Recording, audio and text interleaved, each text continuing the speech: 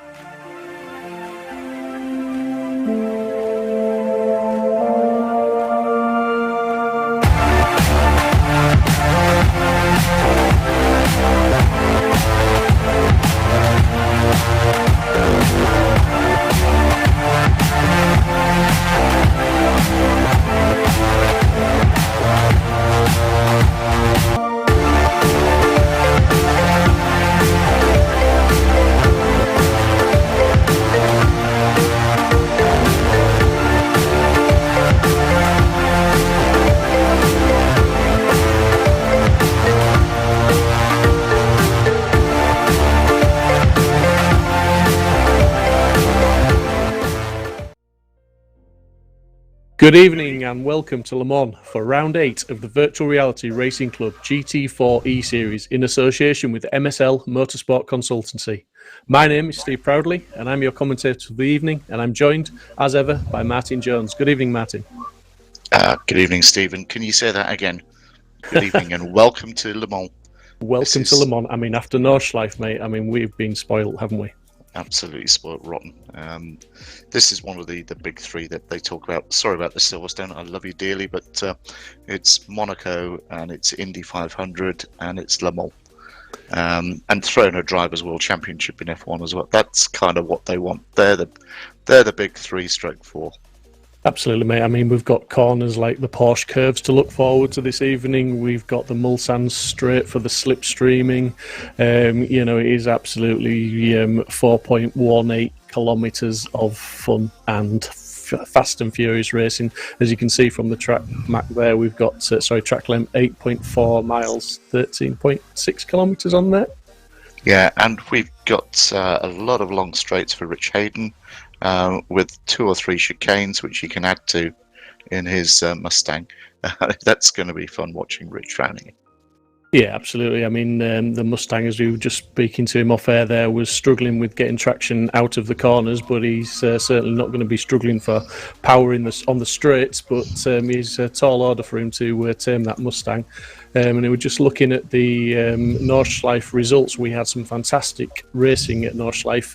Maxi Rurig converted the pole position into a race win in race 1, but Dave Marshall came home in a very hard-fought second place, with Alex Toth-Jones in an equally hard-fought third place. Race 2 was top step for Dave Marshall, Jack McIntyre second, and Alex Toth-Jones third. I mean, Dave Marshall and Jack McIntyre in that second race were hammer and tong, weren't they, for the entirety, I think, of the last lap. Yeah, that was great to watch, and hope everybody enjoyed that one. And I think we're in for a treat here. But go through the championship standings, because we've got some ballast here. But Dave Marshall's got a good lead. It's his to lose.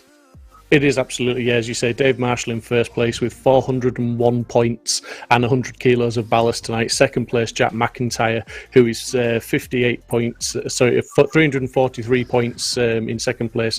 Third place is Maxi Rurig with 333 points. Rob Butler in fourth, Max Edmondson in fifth, Tom O'Farrell sixth, Harry Omrod seventh, Konstantin Kletzer in eighth, Rillig in ninth, and Dorman in 10th. I mean, all these guys are carrying ballast around here tonight. But as you say, it's Dave Marshall's to lose, really. I mean, if he sort of finishes in the top four, I believe, in the first race, it's pretty much job done. And I think that means McIntyre's really got to win tonight as well. You know, he's to keep it alive, he's got to win both races and rely on Marshall having a poor round.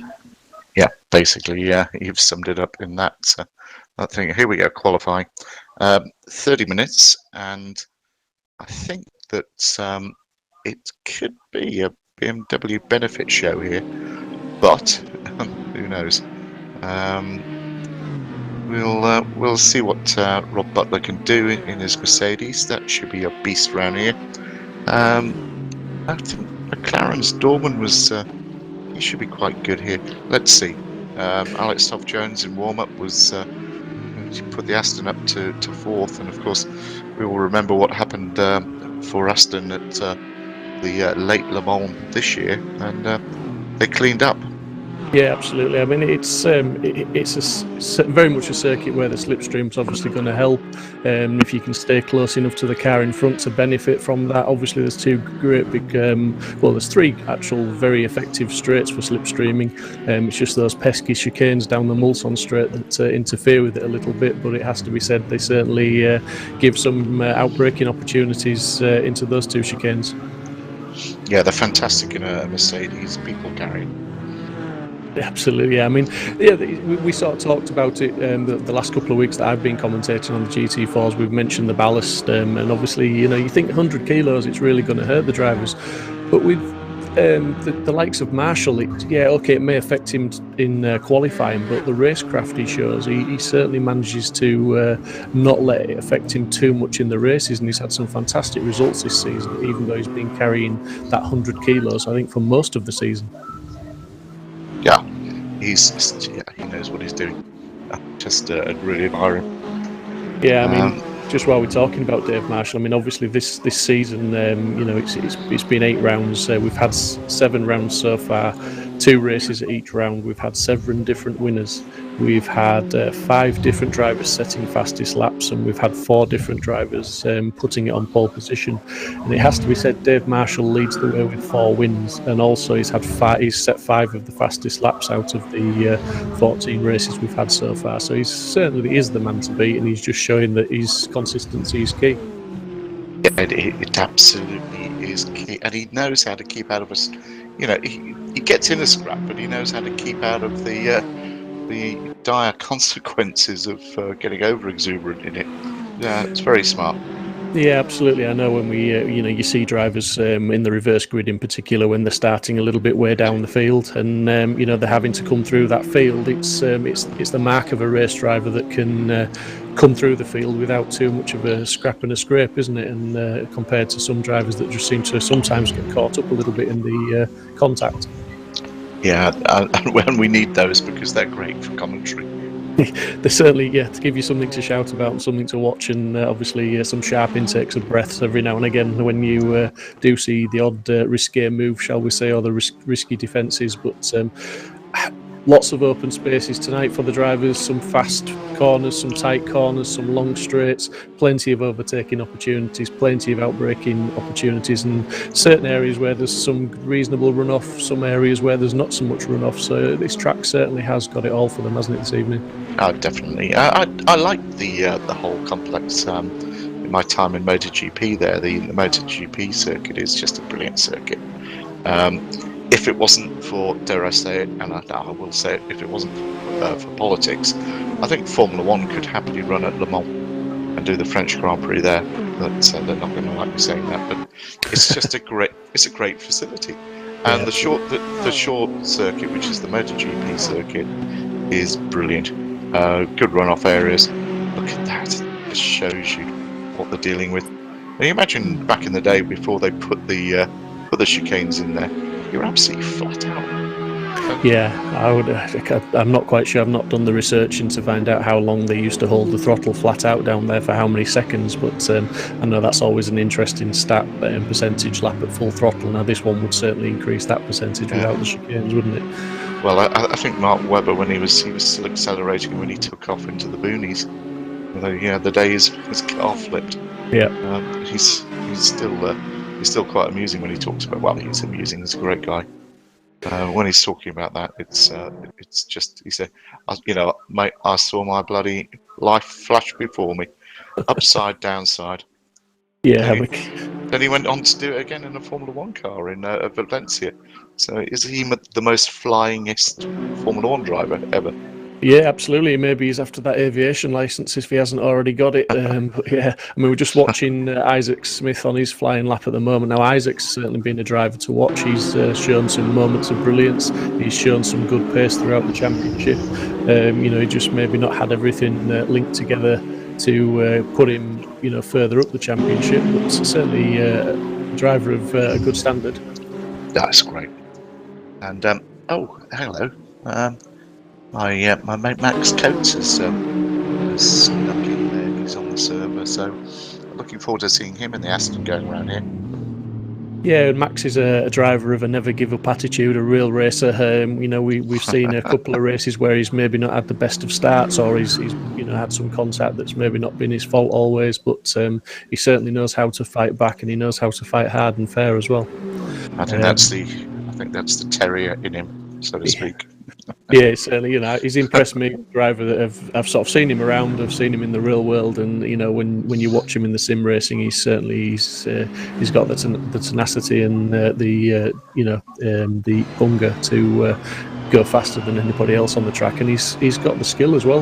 He can put it together, and he can put in some good lap times. That's quite interesting. That's a very nice way of putting it. So he's got skill, tenacity, and elbows.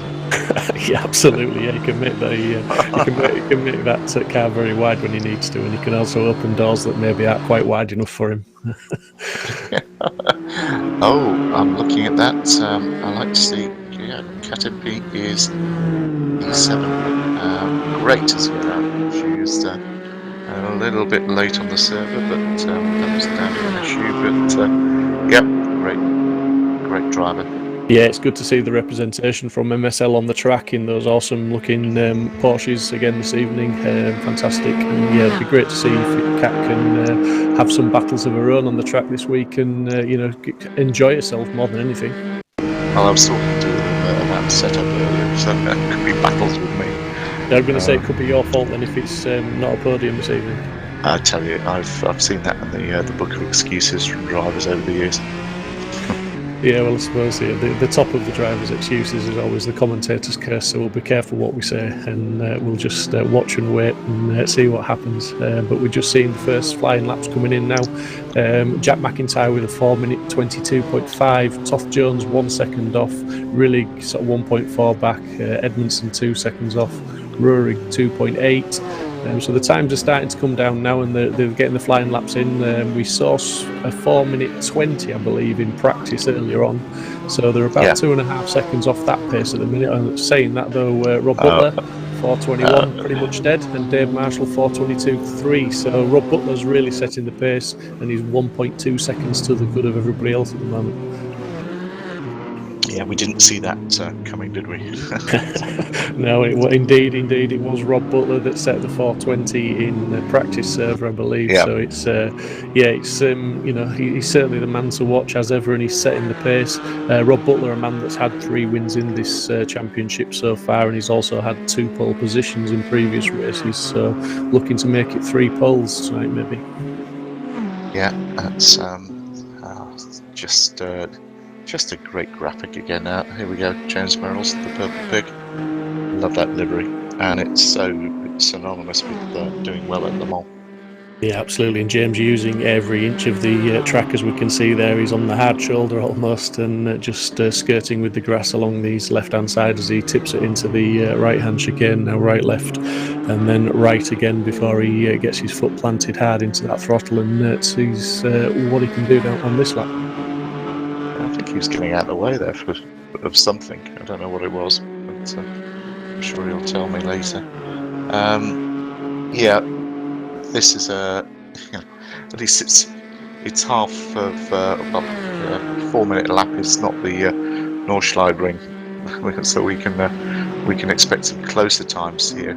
Having said that, that was great racing there, wasn't it? It was absolutely awesome racing. Yeah, I mean, we were a little bit worried about the Nordschleife at one point from a commentator's point of view. It can be difficult to overtake there, and if the cars do get spread out, it's such a long lap round there. But I tell you what, these drivers, they read the brief when they were told to give the commentator something to talk about. They kept it for the whole pretty clean and very much fair.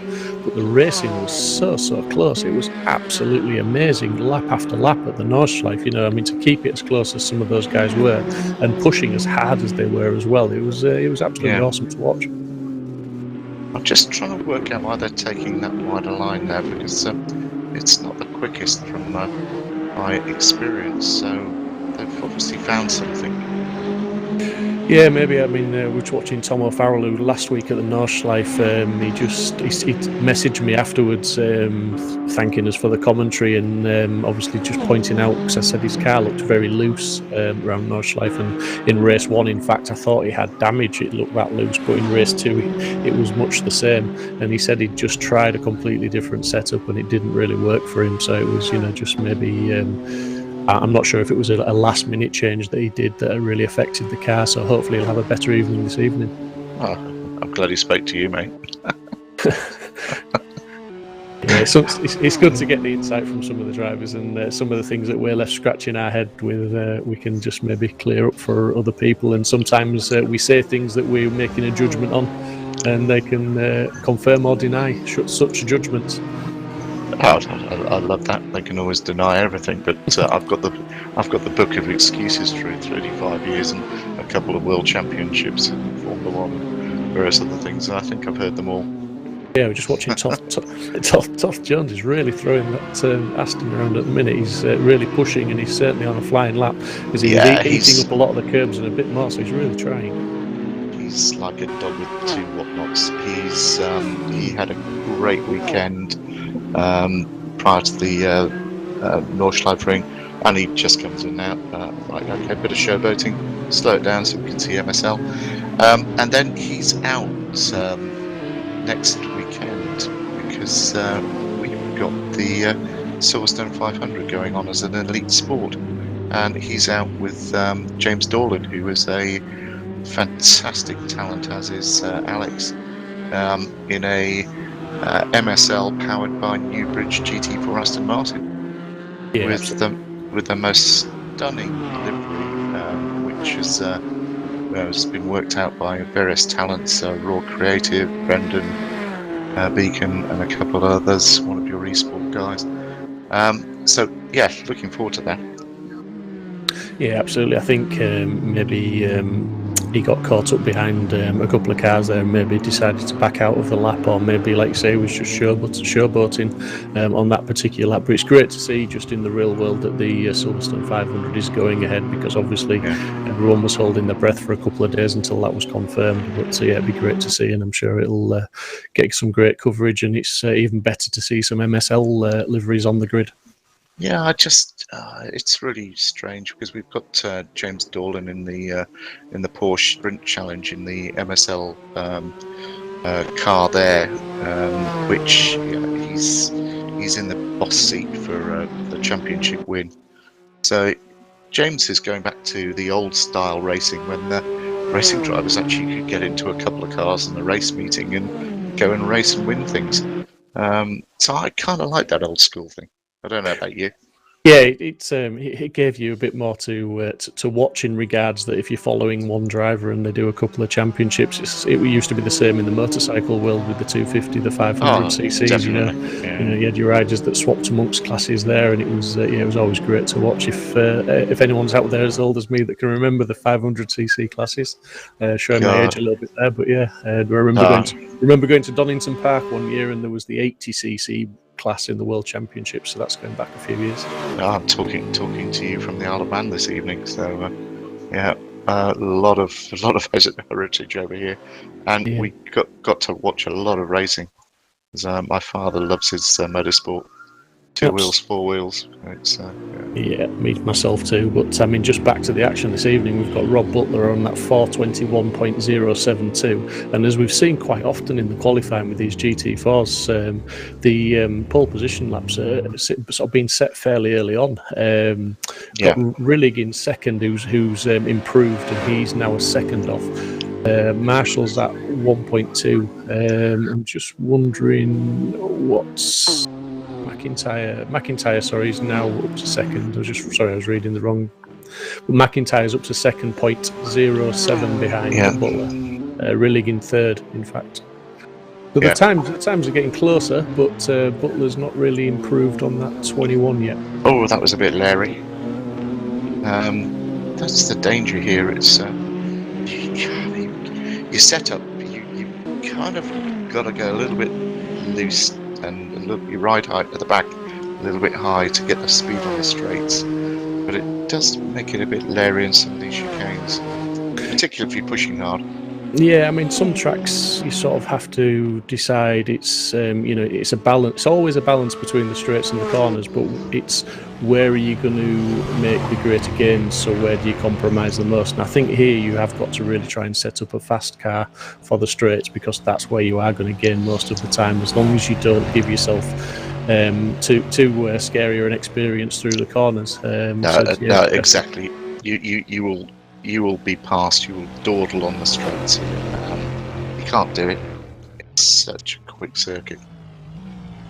And there's Rich Hayden is doing set a time at him. I think I'm looking forward to seeing him driving the Mustang, or the bucking Mustang around here. That's going to be quite good fun to watch for everybody. Yeah, and we've got Omrod yet to set a lap as well, and we've got just on the chat we've got Porsche Sports saying hi, so hello to you guys, and hello race fans. Also, just mentioning before, we were talking about the BMW domination, as it were, that we were more or less expecting, because the BMW is a very good car, as we just seen Dorman going a little bit wide there. But yeah, we've got the Mercedes on top, and he's followed closely by the four BMWs, and then we've got Dorman in his McLaren in sixth. So the BMWs are queuing up to have a nibble at Rob Butler, but he's still got that pole position. We've got Roerig, who's now popped into second place, but he's still 6/10 down, so he's quite a lot of time to find. That was a stonking lap by Rob Butler, and of course, as we know, he'll be incredibly modest about it. If we talk to him about that, providing he's got it's 11 minutes to go, and there's a lot to play for here. Is that time a one to beat? He did a 1:20 in practice. It just depends on what strategy he's running with the fuel and the tyres, because it is quite heavy on the tyres here. Yeah, I mean, the track temperature is up at 38 degrees, so it's certainly a warm track. Should be keeping plenty of heat in the tyres for the guys, because obviously you've got a big cooling effect down the straights as well. I think there should be plenty of heat in the tyres, and I don't think they should be overcooking the tyres tonight on the circuit. Yeah, it's nice to know that they've finally turned the temperature up. Just watching Dorman now as he's coming down the Mulsanne straight, I believe, there, and just switched to Dave Marshall, who's currently fifth. Remember, Dave is our championship leader at the moment, and basically, barring any major mishaps this evening, as we've said earlier, it is his championship to lose tonight. And we know that he's a consistent driver, so we're not expecting any mistakes from Dave. He'll just do what he needs to do. He's a very, very calculating driver. Yeah, he'll be happy anywhere in the top 10 in qualifying. It's what I've learned about him. He does think about it. He's a prost of a driver. I don't mean that in any detriment. Prost was amazingly quick when he had to be, and so's Dave. Yeah, absolutely. And as we've seen in so many races, he drives to what he needs to do in that race, and if he thinks the position ahead is out of the question, he will just protect his position and drive to bring it home and to score the points, and that's what's got him the championship at the end of the day, or got him to where he is in the championship. Potentially. Yeah. good to see James Merrill just outside the top 10, not far behind O'Farrell. James is a great driver. I love his enthusiasm. His love for Porsche is amazing. He's really got on with the big pig. So as have we love that. And Cat's car is the Salzburg livery, which again, iconic, so iconic. Those two liveries with Le Mans and their association. Yeah, and just looking at Kat Impey's time there, she looking at the qualifying times around her, it looks like if she can get it off the line and sort of stick with the boys, which I'm sure she can do, it looks like she's going to have a very good race tonight, because there's a few guys doing similar lap times to her. So, wherever you are in the field, I think this evening you're going to have a battle on your hands. Yeah. The only man that's stretching any sort of advantage is Butler with that 1 second leading. That half a second lead in qualifying. Yeah. Cat's a great racer and very experienced and a great ambassador for Porsche, and she'll give it all. It's just about the setup and practice time that has been a little bit limited for her going into this, because again she's been working with Porsche all day, doing various bits. So enjoy it, Cat. I'm sure we will. Yeah, and Rurik has now put it on pole position with a 21.068, so he's 0.004 of a second faster than Rob Butler. That doesn't get much closer than that round a track of this length, does it really? I mean, that's pretty impressive. That's incredible. Rurik and really, they've given us some great entertainment over the series, and they are hard chargers. Great to see them out. Yeah, so we have now got Rurik in pole position as it stands with 7 minutes to go. We've got Butler in second. Tough Jones just stuffed a 41 in there. Yeah. That was quick. That just puts him in fourth, which is 1 place behind Jack McIntyre. Rillig in the other BMW, he's in fifth. Dave Marshall in championship leader is in sixth, 1.2 seconds off the pace. So the top 6 are all within 1.2 seconds, and our pole is clear by 0.004 of a second from Rob Butler. So are we going to stick with Rich Hayden for a little bit of this lap in the fucking Bronco? Well, there we go. He starts a lap as he means to go on. that was on cue. Oh dear. Yeah, he's glad I noticed that. He was certainly trying, and he's put himself in 12th position. So in the Mustang round here, to be fair, he's got to be happy with getting a clean lap in, because it's certainly not an easy car to keep hold of. And as he's shown us race after race, he's getting better at catching the slides in it, because he said it's easy to get sliding, and he said it's quite difficult to control those slides sometimes, because it does tend to just snap out, and once it's going, it's gone. That's going to stick with me, your comment about Rich Hayden, about being trying. He certainly is trying. Always trying. He gives it all. He certainly does. And another man that gives it all is Matt Coates, who we're just watching now in 16th place, maybe looking to improve a little bit with this lap, but 5 minutes and 38 seconds to go of qualifying, literally coming down to the last chance really to get some laps at a lap in now. Yeah, I think this is probably his third sighter or something. So he does like to. Oh, there we go. Yeah, he just pops it up to 14th. So go Maxi, go for it. Yeah, absolutely. He's probably going to carry on flying. If he's got the fuel, he'll just keep going. Now he's got the heat into the tyres and brakes. He's got the fuel, and just see if he can improve another second or so just to take him up. I mean, literally, he's 1.8 seconds off 13th place. So if he can find a couple of seconds, then that will take him up the order quite a little bit. Do you know, it wouldn't surprise me. Just if you get the lines right here, once you know where you're going. Again, is it a place to drive in the centre of the road? No, it's not really.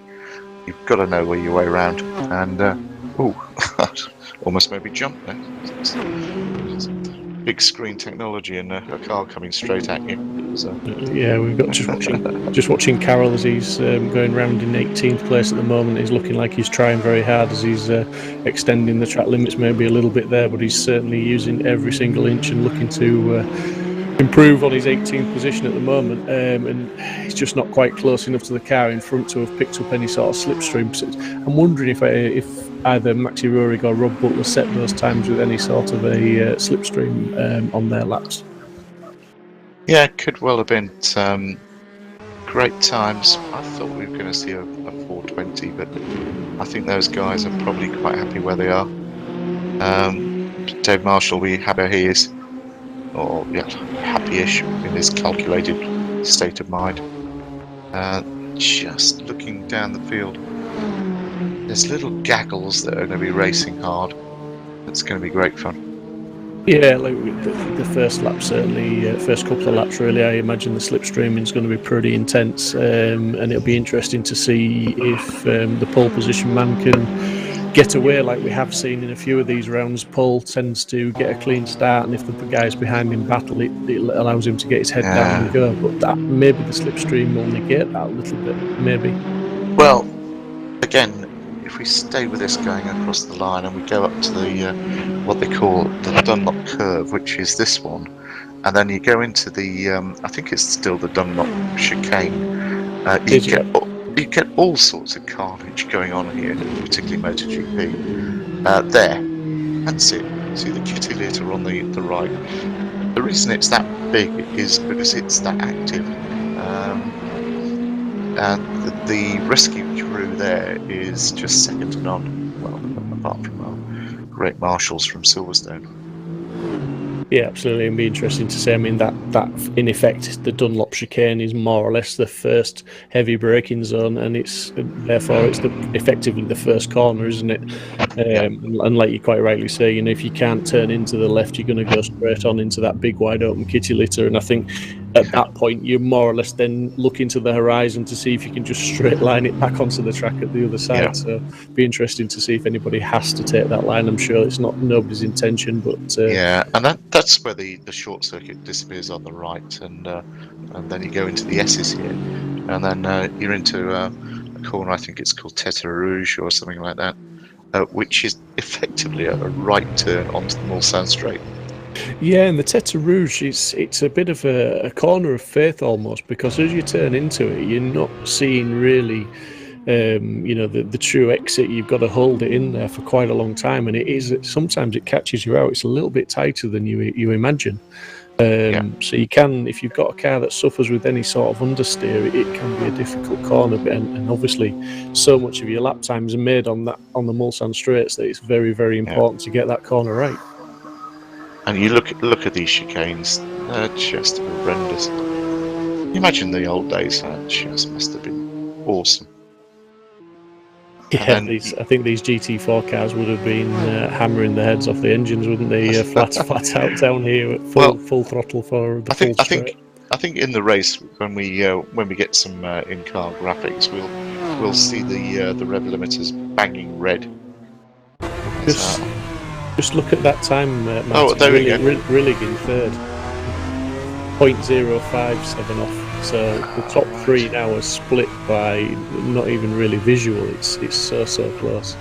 And look who's snuck up into fourth. When I was saying he'd be happy with that, it's Dave Marshall. Absolutely, and Toff Jones in fifth. McIntyre down to sixth. So the top six certainly going to be fighting very, very hard, because they're all within 7/10 of each other now. So that's fantastically close, and it's setting us up for what should be a fantastic race. Maybe. There's little doubt. And these graphics are just brilliant. I can remember this place. just clock's ticking down now to the last 5 seconds. We're going to hit zero around about now. So the times are set. The guys that are just finishing the laps off will be able to do so. And we'll just see how this pans out in the next couple of minutes. Just watch on his dashboard there, and he'll be screaming for another gear.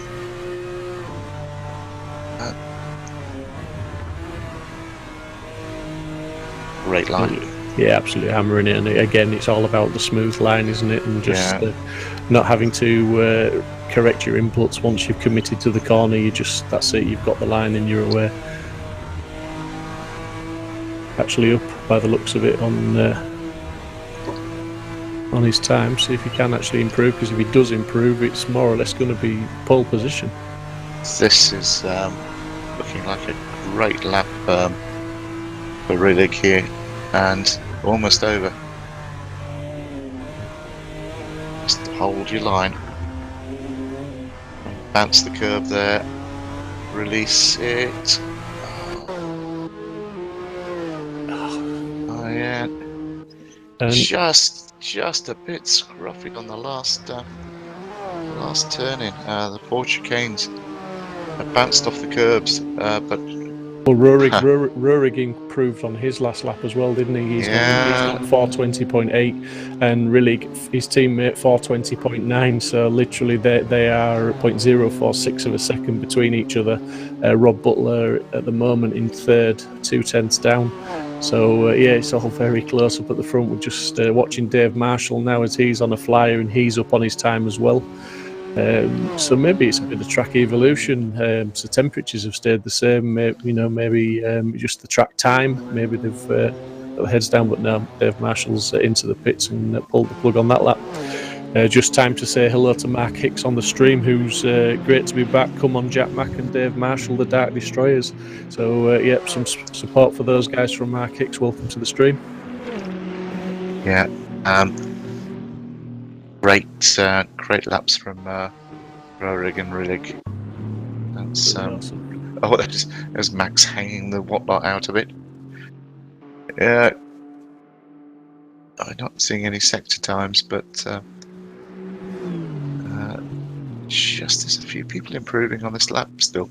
Yeah, Thorne's just sneaked up into 9th place, so good improvement there. Yeah. Just holding our breath, really, watching Max here take some of it. That's a bit of a wide line through there, but he's certainly looking like he's trying to, as ever, and looking to improve on that time and try and close that gap down a little bit. He's currently 7 seconds off the pole time, which is a fair old chunk of time by Max's standards. He wouldn't want to be that far off. Well, one thing I've learned from all of our drivers at MSL this year, they'll always give you it. They'll always give you 100% to what they're driving, and they're all very capable drivers. Yeah, just seeing Max closing in now in the last couple of corners of the lap. Going to come across the line. Go on then, give us something. No. Nope, it hasn't improved, unfortunately, on that occasion. So that is qualifying complete.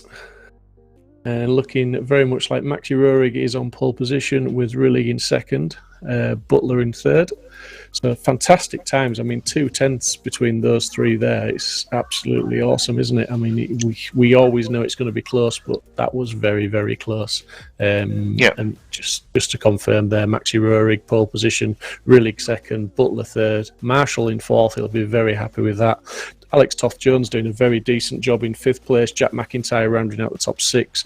Then we've got Andy Dorman, Max Edmondson, Scott Thorne, Harry Omerod in 10th. Andy Carroll, James Merrills, Tom O'Farrell, Richard Hayden in the Mustang in 14th. Miko Rask, Kenny Press, Max Coates, Paul Army, Cat Impey in 19th, rounding out the grid. So looking like some fantastic racing this evening. Certainly, as I keep saying, the top 6 were very, very close there. That was fantastic. That's great. Do we need to dive in with Dave Marshall?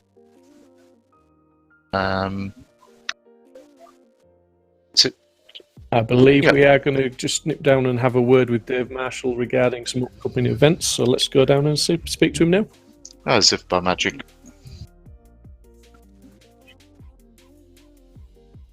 Yeah, very well, mate. I'm very, very, very excited for this one this evening. Obviously we won't talk to you too much about your qualifying because 4th place is very, very good and it's what you need to do for the championship. But that's not why you're here to talk to me this evening, is it?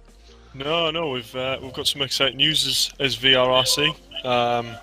It's the launch of our League of Champions, which is an idea based a bit around Race of Champions, where it's a multiple discipline style of league that requires a driver that is fair handy at different disciplines to actually, progress up to the league, and that's where we've got good prizes in at the end. So we've literally opened as of the end of this race, I believe, the Porsche Carrera Championship, which will run for 4 weeks in a week's time. And yeah, sign-ups are open, so space is already fair filled up, so it's looking very good, very good. Some good tracks on there as well. Donington, Snetterton 300, Thruxton. Now that's a fast track. Alton Park, always a good track as well. So yeah, there should be some very, very good racing from what we've seen so far. The drivers in VRRC Championships are of a very high standard and know how to race hard but fair. Yeah, so I think it's looking at the championships we've got at the moment is, they're obviously of a very good standing. There's some very good drivers, but we're noticing, especially with it going into the off season of real racing, that we're getting an increased number of sign-ups of real drivers who are looking for opportunities to either stream their own races or get involved in championships that, help boost their promotion during the off-season of their driving. So there's a good few drivers, that have come off the grid and they're looking to get in these Porsches to prove a point. And the times already are insanely close. And when we go to Thruxton, I just want to close my eyes, to be honest. That is going to be... entering the back corners at 140 mile an hour in them is not for the faint-hearted, put it that way. I believe so. So if somebody's interested in these, in the League of Champions and anything else that VRRC are doing, obviously, like say through winter, through the off-season, how do they get involved, Dave? So I recommend anyone who wants to just basically find anything out about VRRC, always join the Discord. It's free to join our Discord as a VRRC. And then you've got a scale of memberships that you can take out that gets you certain benefits. And but mainly sign up through the championships, go to the VRRC website, go into the shop section on there, and you'll see you can pay per entry into championship. So you can, if you only think you want to have a go at the Porsches, or you want to do classic DTM or any of the open wheel discipline, then you can select which championship you want and purchase that individual, or we do a discount of 10% if you go on and buy the whole league pass, which is all 4 entries. So we made it as easy as possible, but yeah, as I say, entries are filling up, so anyone interested, I'd recommend don't hang around and get on tonight and book your place. So how many cars are we looking to have on the grid, Dave? Sorry. We've aimed at 22. Okay. Realistically, we want a good sized grid, especially to commentate on. But realistically, 22 is a number that we look at and go, we can try and push the numbers higher, but 22 tends to be the nice number for a good grid to commentate on. So we'll wait and see. But as I say, it's filling up. Nice one. If enjoy the race. I have to say, other championships are available, but not as good as this one. So I'm looking forward to watching. It should be great, mate. Enjoy the race and go, everybody. Should be interesting from where I am, right in the pack, isn't it? Maxi, if the two guys in front are smart, they'll get their heads down and work together to pull away. I don't imagine Rob's going to make that easy. But yeah, I'm just keep my head down, keep it clean, and I'll probably. Rob is rapid around here, so I'm just going to try and tuck in behind him if I can and follow him through the pack. So that's the plan, but plans don't always work, do they? Well, good luck, mate, and get ready for this race. Off you go. Cheers. Thanks, Steve. Right, here we go. Bye-bye. Yeah, so fantastic news there. VRRC opening up some new championships. If you're interested at all, brilliant. have a look on the website and click and just join the Discord, see what it's all about, and have a chat, as we're now on the grid just waiting for the lights to come on. And indeed we're about to get under orders. As if by magic. Here we go. The timing is impeccable. That is great. Red lights on now, and go. So Rurik and Rillig will be looking as saying, trying to get a clean start there, and they pretty much are doing the BMW roadblock as we're entering into the first corner. Yeah, watch out for the Dunlop chicane any second now.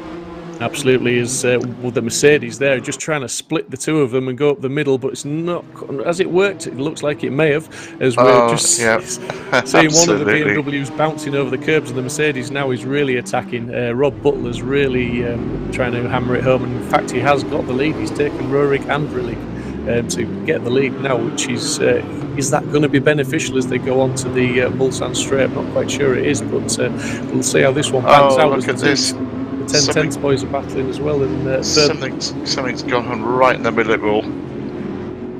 Scott Thorne, I think I saw Katimpi being like a James victim. Yeah. James Mills had dropped down the order a little bit as well there by the looks of it. So we're just concentrating on the front guys, Rob Butler and Rurik at the minute. Rurik's tucked right up behind him. We've got the two 10-10s of McIntyre and Marshall also in close attendance and keeping Rillig very honest. And what could possibly go wrong here?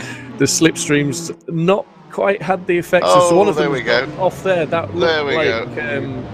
Rillig has just hit the barrier very hard by the looks of that. Yeah, that's a broken BMW. That's not going to go out. That's such a shame. He's done so well in qualifying, but qualifying isn't the race. Absolutely not. These guys are loving the Mulsanne Straight, and the BMW should not be doing this with the grunt of the Mercedes, but yeah, they've got the setup right. Yeah, the Mercedes got the inside line for this chicane, and he's certainly hot on the brakes. He's Butler, and he's taken the line away from Rurik and turned into the chicane in front of him. Rurik taking a lot of curb there, just trying to hang on to the back of Butler. And it's not Butler's showing it's not all about straight line speeds. We're on board with Rillig now as he really closed up under the braking, and in fact he's managed to get around the outside of Rask in the chicane. But his steering inputs look somewhat adrift at the moment as he's steering left to keep it straight. So obviously a lot of damage on that car. And the trouble is, everything's a right turn here at Le Mans. Yeah, and he's obviously suffering with a lot of speed loss on the straights. He's dropping back down the positions again now. So pretty much race over for Rillig by the looks of that. As the battle at the front is still hot with Butler, Rurik and McIntyre and Marshall all fighting for that top spot. Just looking at James Merrill's trying to recover from that incident in just after the Dunlop chicane, and he's trying to fight his way back up the field, but he's just lost a position to Kenny Press. Kenny Press, Kenny Press's car on love here. Oh, what's going on here?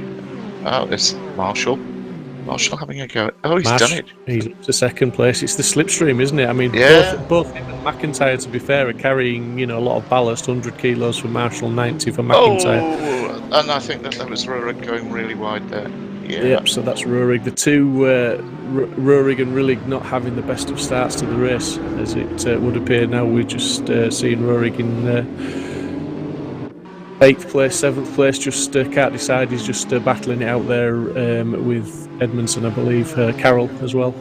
He's thrown himself right in the back of the pack.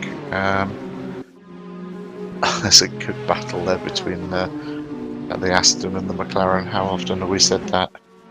Yeah, and it's interesting to see Butler's now got a 1.5 second gap back to the 10-10 boys, Marshall and McIntyre, as they're sort of battling it out a little bit and swapping positions. But Marshall currently holding that second place from McIntyre as they're just coming through the, shall we say, the twistier stuff. Whilst you'd like to think they'd work together, no, they're racing. Let them race. Teammates, championship contenders, bragging rights, adrenaline.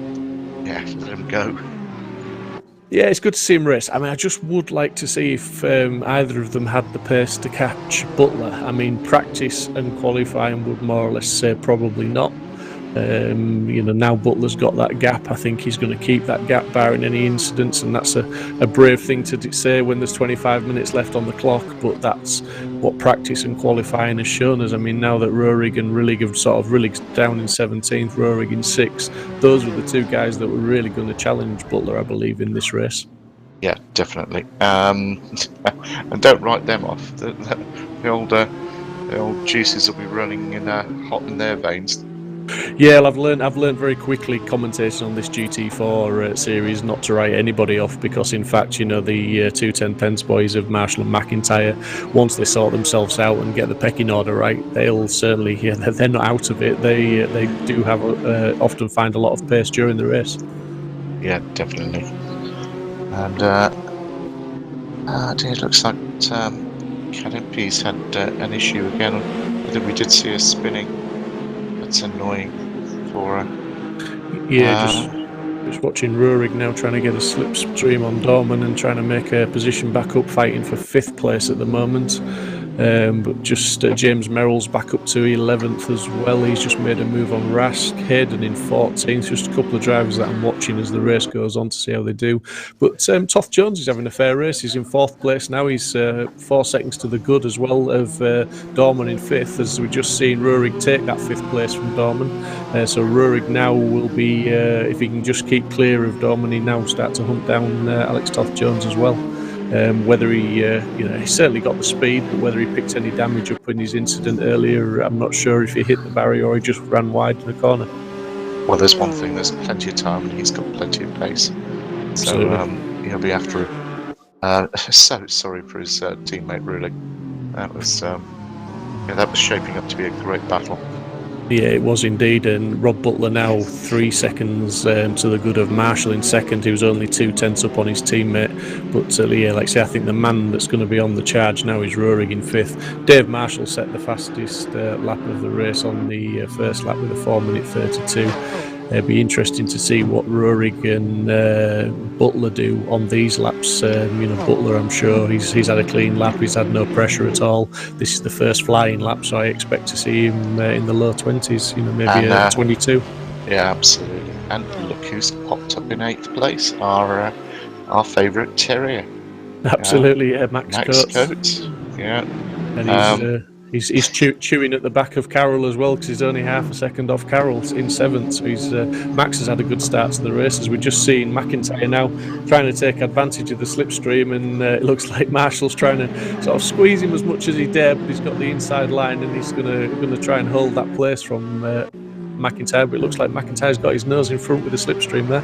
I just think there'll be a certain amount of sense and sensibility between the two of them, and that's obviously not the case, but they're having a great scrap, so let them race. And it's allowing Toff Jones to come up, and he'll wake them up very shortly. Yeah, but what we want to happen, but those guys certainly won't want to happen, is Rurik, because if they all start battling there, as we've seen Alex Toff Jones is catching these two, Rurik will certainly start to catch them as well. And with 22 minutes left of the race, just under, it's certainly, like you said, he's got plenty of time and he's got plenty of pace to do that. As much as McIntyre needs to win this race to really keep his championship alive, Marshall just needs to finish, as he said, in the top 10 and he'd be happy. So he'll be looking to just keep it clean, and McIntyre will show him the respect, but he'll certainly push him every step of the way, every single apex, every corner. He'll be on his tail pushing. Yeah, I'll run with that until something nasty happens, but let's just see what Alex Toff Jones does very shortly. Flashing his lights at them, just giving them a little bit of hello, I'm here, not far behind you. No, he's not. He's made up sort of around about half a second on them, realistically, according to the relatives. Oh, that was sloppy between them. Well, both of them, they followed each other off the line, and when you are close like that, somebody goes wide, you go wide, if not wider with them. And Toff Jones is right with them now. Yeah, and it's looking like Rob Butler did a 4:22 on his last lap, but it hasn't registered as a best. Maybe it was track limit abuse somewhere. But Dave Marshall's done a 4:23.9, 2.6, and Jack McIntyre was his last lap was a 4:23.921. So they're certainly obviously lapping it very close together and matching times. Alex Toff Jones was a 23.3, so he closed up, like I said, a good sort of 6/10 on that lap to really do his self no harm at all. Here's Max, and he's chasing down Carroll. Oh, I don't know what went on there, but certainly, our Yorkshire Terrier is all over it. That's like I said in the build-up to the race, that Tetra Rouge corner there, it just can catch you out a little bit if you just turn in maybe fractionally too early or too late, because it's quite a long corner. It damages you. Absolutely, it does throw you off, and it's an important corner to get onto this back straight. Absolutely, Mulsanne straight. Good to see Max Coates though taking advantage, and he's up into 7th now, with Carroll in 8th. And O'Farrell seems to be having a reasonable race this week, in 9th, and we're looking at Omrod in 10th, who's chasing O'Farrell at the moment and looking to battle for that 9th place. Merrill's is a further 4 seconds back down the road, so Merrill's has had a pretty good recovery drive. Obviously had an incident on the first lap which put him down the order. Just looking at the leaderboard, and it's looking like McIntyre's got in front of Marshall, so I would imagine that was a slipstream towards the end of the Mulsanne straight. Yeah, brilliant stuff. Oh, look at this. Great move. Very tidy, very late on the brakes. Slippery old McLaren there. Yeah, and he's got another, Max Coates got another McLaren behind him as well, so he's going to be looking very much in his rearview mirror at the moment, but anything we know from Max is he won't make it easy. As looking at Toff Jones, he's just dropped off the back of Marshall and McIntyre a little bit. The gap's gone back up to 3 seconds, so I'm wondering if he's had a bit of an issue at some point. Is it tea time? Well, I was going to say he's either had an issue or the BMW guys working together with the slipstreams made a massive impact, but I'm not quite sure it could change the gap by 2 seconds, as we see McIntyre and Marshall swapping positions again on the straights. There is a McDonald's off that first chicane on the Mulsanne straight. Marshall's down into 3rd place now, but literally he's on this. They're side by side, very much as they were at Nordschleife last week. 2 teammates that will just battle it, and look at that, side by side through the corner as well, through Indianapolis, and off they go. They're just not going to give up, are they? No, not at all. They're going to enjoy this, and why shouldn't they? And so should we. And again, Aston. They're not working together. Something's going on with Alex there, so he's back on it, because Rob Butler's pulled out 6 seconds on Dave Marshall. Yeah, just like you say, it's very easy to lose a bit of time here, and if you do it on one of those chicanes on the straights, obviously it compromises you for a very long time. So 10ths turn into seconds as we're looking at Max Coates, Farrell and Carroll battling very, very close. And it looks like they've got Harry Omrod as well in close attention there. So it's a 4-way scrap, this one, looking for sort of 7th, 8th, 9th and 10th place. Battling very hard and very close, and Max was nibbling at the back of that McLaren, then looking like he was going to try and force a way through, and he's certainly not easing up with the pressure. He's going to go for it on the 4th chicane. I think he will. He's setting it up. And he has got the inside line now. He's just going to hang off those brakes and turn it in, and he's got the job done. But that really has compromised Carroll as well, to O'Farrell behind him, who's really closed up a bit of a gap now. But let's not forget Omrod in 10th as well, who's now drawing alongside O'Farrell, got a better run out of the chicane. Harry's fancying it. He's on it. Excellent. Great racing. Thank you, guys. Absolutely awesome racing, but he's not over yet. They're heading towards the Dunlop chicane now, in another heavy braking zone. But it'd be interesting to see what Max can do. He's got a little bit of clear air now. Can he get his head down? Has he got the pace and to cement that 7th place and chase down 6th? He's certainly giving it everything, and he's certainly looking like he's pulling a bit of a gap. He'll just have to see what happens on the Mulsanne straight, see if the slipstream pulls the guys back together. There's just one thing you know about Max, you'll get everything from it. Yeah, I mean, Farrell is really trying hard in 10th. He's right up behind Carroll, so it's McLaren against McLaren following the BMW, and they're absolutely hammering it. It looked like Farrell just went a little bit wide there. So he's certainly trying, and he'll be in the slipstream, and maybe he'll, if he doesn't get alongside him in this first half of the straight, he'll keep it close through the chicane and look to do it in the second part. Yeah, Farrell's had a solid season. He's been there or thereabouts, and it's been a great season because there's been multiple people showing talent, and it's been a great grid. And thank you, guys. Love the season. MSL's GT4 races. Oh no! Oh dear. Sorry, James. Yeah, Edmondson just sort of turned in a little bit there on James Merrill's, but Rich Hayden's now in close attention of James Merrill's, but maybe just not quite enough racing room left there. I don't know. Don't think James really had anywhere else to go. He was on the apex, but he's not too much harm done. He was losing the position, but I think Edmondson was just maybe a bit keen to turn in at that point. Yeah, he was heavy on the brakes, James. There, not a lot he could do. No. Now you've got the Mustang might, and then keep out of the way of the Mustang in the corners, mate. And then there you go. That's the move.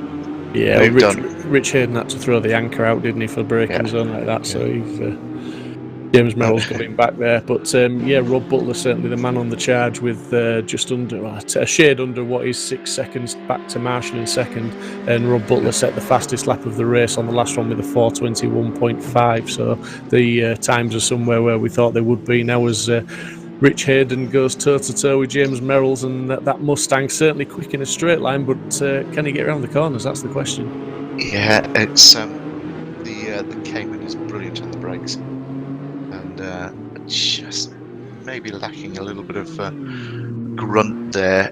But it is what it is. It's a great GT4 car. Yeah, just a shout out to Callum Wilson in the chat. He just says, "What sim is this?" It's AC, Assetto Corsa, mate. Mark Hicks, the Dark Destroyers are on the move. Well, they're certainly moving. They're just battling with each other very, very hard. It has to be said, Mark. And Butler is at next level from Bod Cole. Let's see his line, please. So yeah, welcome to the stream, guys. Glad you're all enjoying it. It sounds like you're enjoying it as much as we are, 'cause it's absolutely awesome as we're on board with Butler now. Just to show you his lines. Looking at someone's lines and trying to follow them at this sort of pace, do it yourself, it doesn't always translate to be as easy as that, does it? I mean, these guys put a lot of hours practicing. Yeah, they're exemplary, and the feel that they've got for these cars. Look at this, and Toff Jones is fancying a little bit of this now. He's not. These guys are holding each other up. Yeah, Toff Jones certainly, as we would expect, has never given up. He's just doing his laps. He's putting the times in. These guys, like you say, are battling hard. McIntyre and Marshall. Marshall in second, McIntyre third, Toff Jones fourth. And he's just really keeping a watching brief. One mistake from these guys, as we have seen, in the latter stages of Nordschleife, Toff Jones was very unlucky not to take away McIntyre's place in that race when McIntyre spanned a couple of corners from the end. He's just playing the educated racer this evening and just following, watching, doing his own thing and letting these two guys battle it out. Yeah, just educated, and Alex is something I question, but he's a raw racer. Not just teasing Alex. Great guy. Come on, he's got the taste for this. Yeah, absolutely. And don't those BMWs look awesome when they come through that corner like that, so close together as ever. Fantastic pictures from Mikey out at Simply Race. Our podcast, absolutely awesome stuff. The picture-in-picture, certainly for those interested, watching Rob Butler giving you a full lap of his lines here now. So hopefully maybe you can take it away, and if you want to join the race, and if you think you can translate into the same sort of pace, or you just want to improve what you're doing, then certainly join the Virtual Reality Racing Club Discord server. Yeah, don't be shy. This is great stuff, and a great team of people. We love working with them, and looking forward to great collaboration in the new year. Oh, yeah, was I allowed to say that? Probably not, but hey ho. Oh well.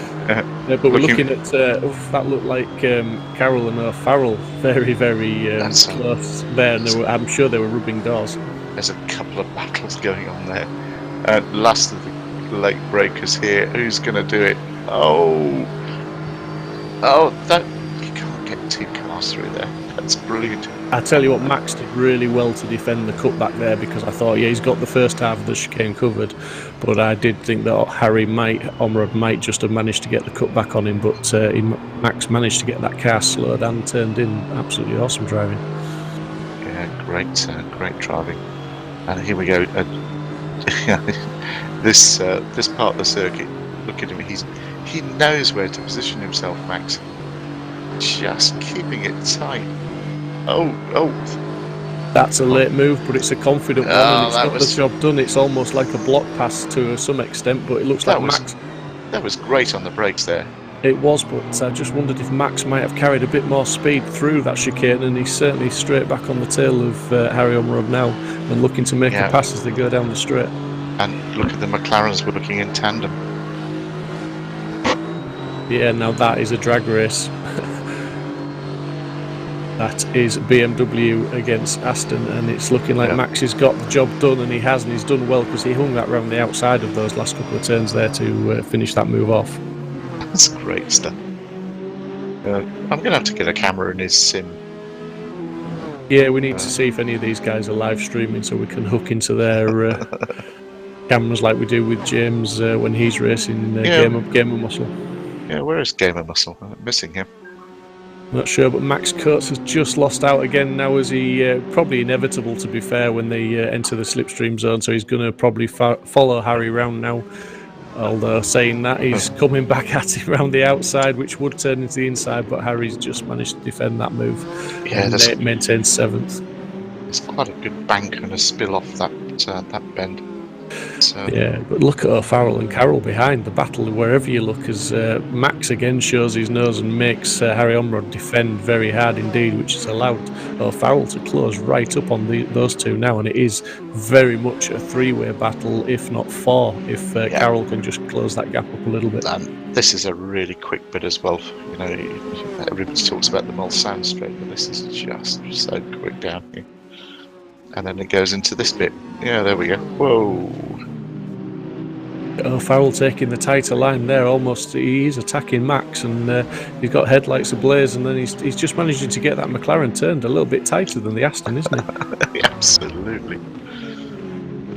Oh, brilliant. Brilliant graphics. And Carroll has got that gap closed up again. The man, I don't think anyone's stretching the legs, but if anything, the gap's got a little bit bigger up to Harry Omrod at the lead of this pack. Yep. But yeah, certainly very, very close racing, very tight, very intense.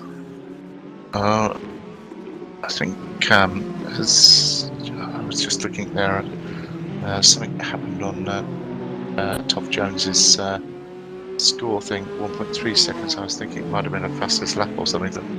Something's gone on. But the McIntyre Marshall race, look at that. Yeah, it's a race long. I mean, Toff Jones now is still in 4th place and only just behind. He's closed the gap down. Roerig is the man I thought might close the gap up a bit more, but he's now 6 seconds behind Toff Jones. As we see the 10/10 boys, literally, there's about an inch to spare maybe somewhere, but you know, you may argue that there was nothing to spare there, as they were almost rubbing side by side through that corner there and now onto the straight. Toff Jones is now double slipstream pole position to at least get past one of them, if not both of them. He should get one of them there, that's for sure. But there's plenty of room there. And the grunt whilst they're racing. Go on, Alex, send it. He's got both of them at the moment by the looks of that. Yes. He's up into 2nd place. Send it, excellent. Marshall 3rd, but still side by side. That 3rd place isn't decided yet, as those two boys are still battling very, very hard. And Toff Jones is under attack as well on the brakes, and that's indeed one of them's hit the curb in there, and it looks like it looks like McIntyre. Sorry. What could possibly go wrong? And it did. Right, okay, here we go again. So the man I was mentioning, Roerig, saying that I expected him to make up a bit more ground than he has, so suddenly inherits 3rd place and the last step on the podium with 6 minutes left of this race. Yeah, so all at once. Yeah, absolutely. And this battle with Coates, O'Farrell and Carroll still hotting up, and it does look like Harry Omrod's managed to just get a bit of a steal on these guys and just stretched his lead out enough to stop them taking advantage of the slipstream. Do you know what we were saying about championships?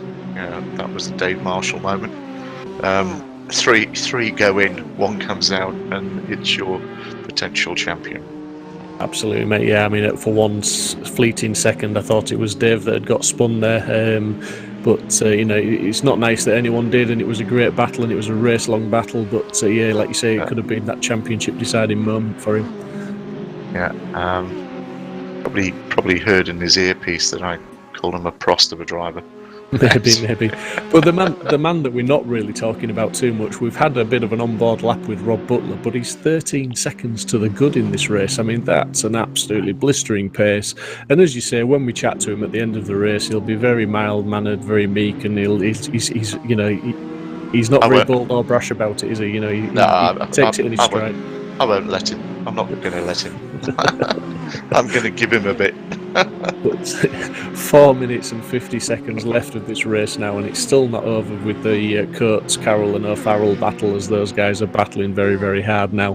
And as I say, it looks like Omrod's really cemented that 7th place. Be interesting to see if Jack McIntyre can close up the 3 seconds to Dorman in 5th. And Dorman is actually looking like he's on the tail of Alex Toft-Jones in 4th as well now. So it looks like Alex Toft-Jones gone from a watching position, a waiting brief, to now he's looking like he may have to defend. Yeah, Dorman's sneaky quick. Talented driver. Look at Max. Look at Max. He's just really corking the McLaren bottle there.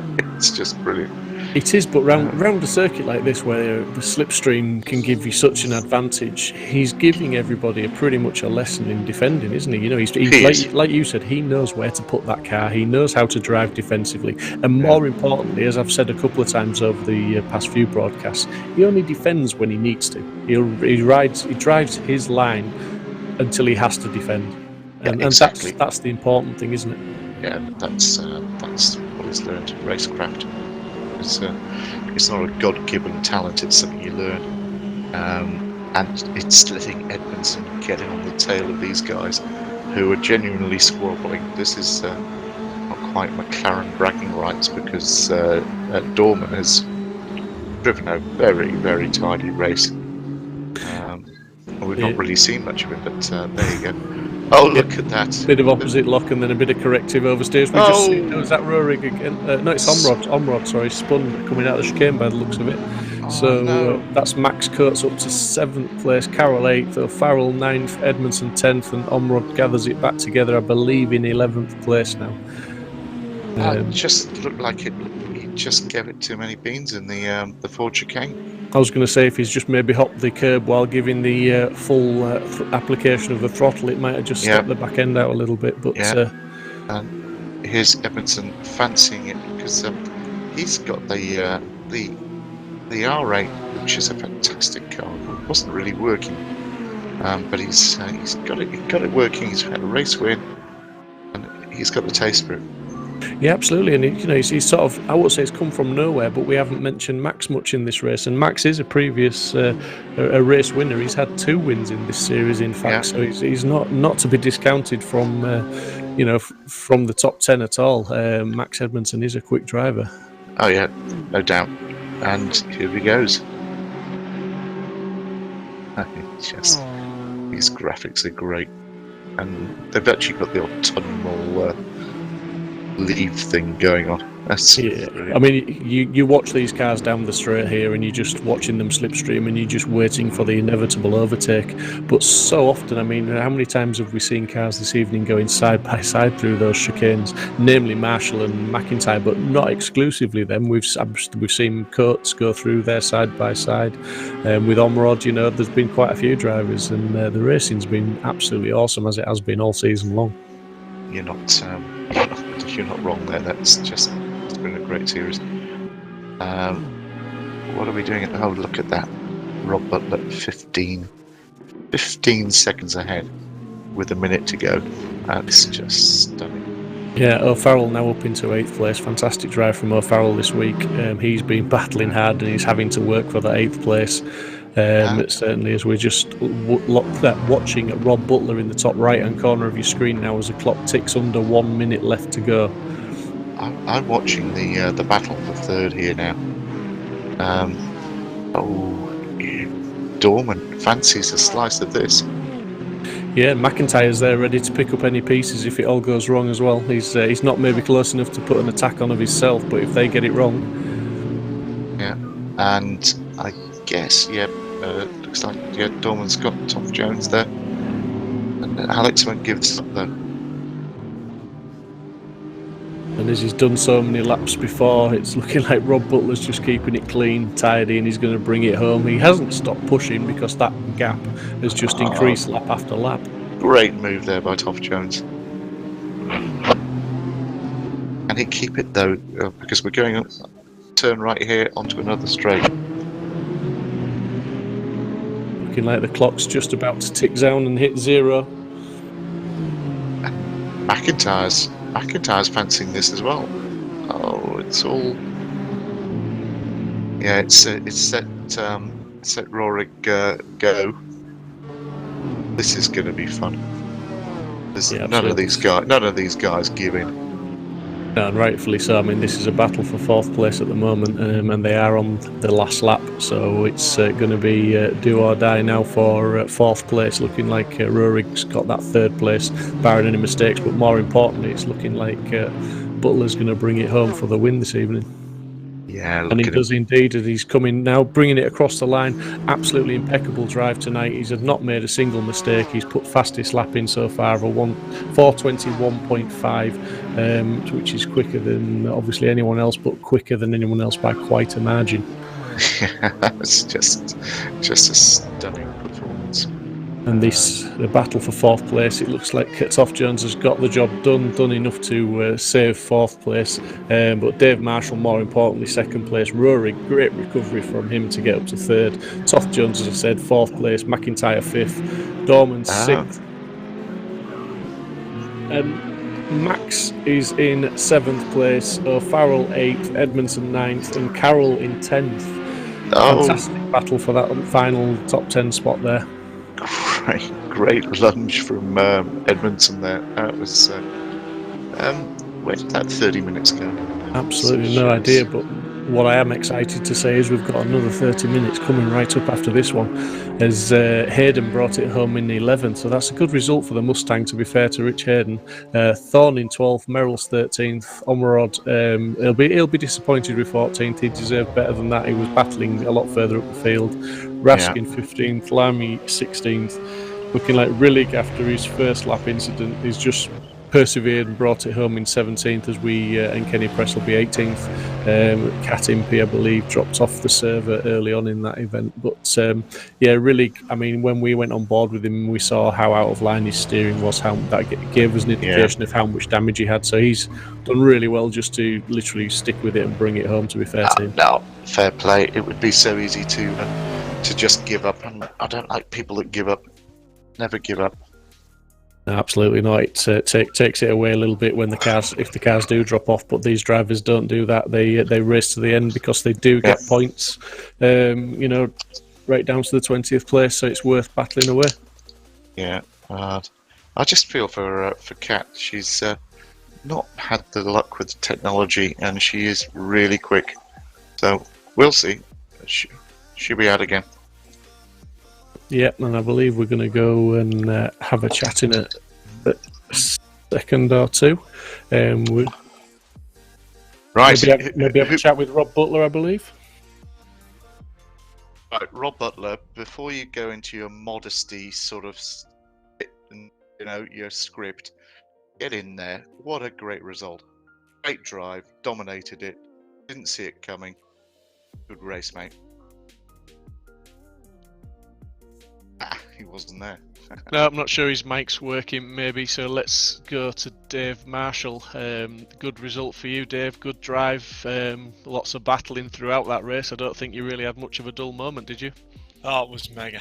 That was absolutely mega. That just shows what can happen when you race beside someone who's got racing respect. I don't really know what to say. Like, I'm chuffed because I think I've won the championship first and foremost. Absolutely, mate. Yeah, I was going to come to that, but yeah. Yeah, so only 40 points available left, and I think I've got a big enough gap now. So, yeah, chuffed with that. And my God, that first corner was a difficult start. I didn't know where to look, which mirror, which graph. Didn't have a clue. So it was about 3 cars into one, and Rob and I don't know who it was in front had a little bit of come together, but they all seemed to drive through the chicane. And then, just seemed to manage to find a clear gap, and then ended up battling with Jack, which was, rather entertaining. Well, I'm just going to throw this one out to you now, Dave. During this championship, you've had 4 wins. Rob Butler has now had 4 wins. So this last race, if one of you two guys can win it, just to decide the championship. Obviously, you've won the championship, but to decide who's won the most races, because at the moment you're level pegging. So that's an interesting stat for you to give you something to fight for in the last race. £10, Dave. £10. Let's go. To be fair, it's a stat. I'll try my hardest to do, but it's the racing I enjoy. If I'm honest, like going wheel to wheel with some of these lads is just it's epic, and it makes that half an hour go past like it was nothing. I'm sure Rob had a fair boring race, if I'm honest. So she'd rather been Batman. Firstly, Dave, congratulations. That was a great drive. And Rob, don't give me any of your modesty. That was a domination. Okay, I just lit it up and smoked them. No. That's exactly what I wanted from you.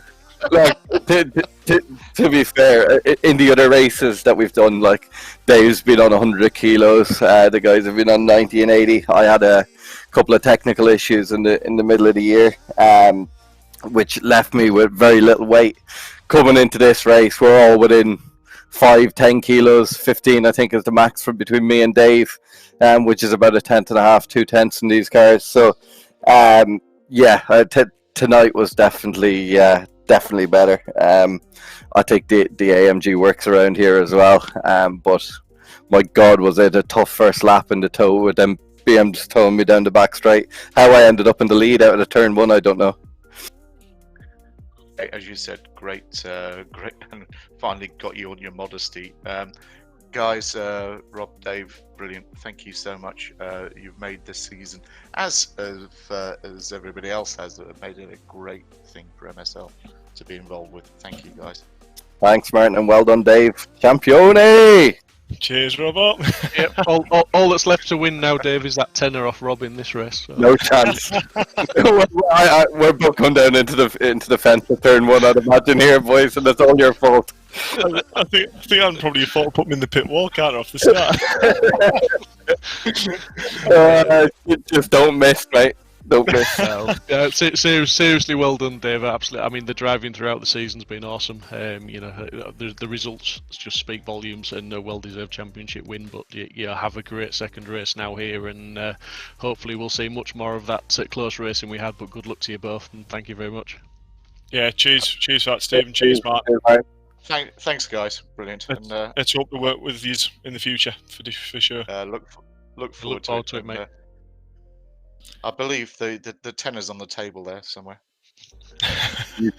Virtual. I'll PayPal it to you if you beat me. Right. I believe you're tighter than Cramp.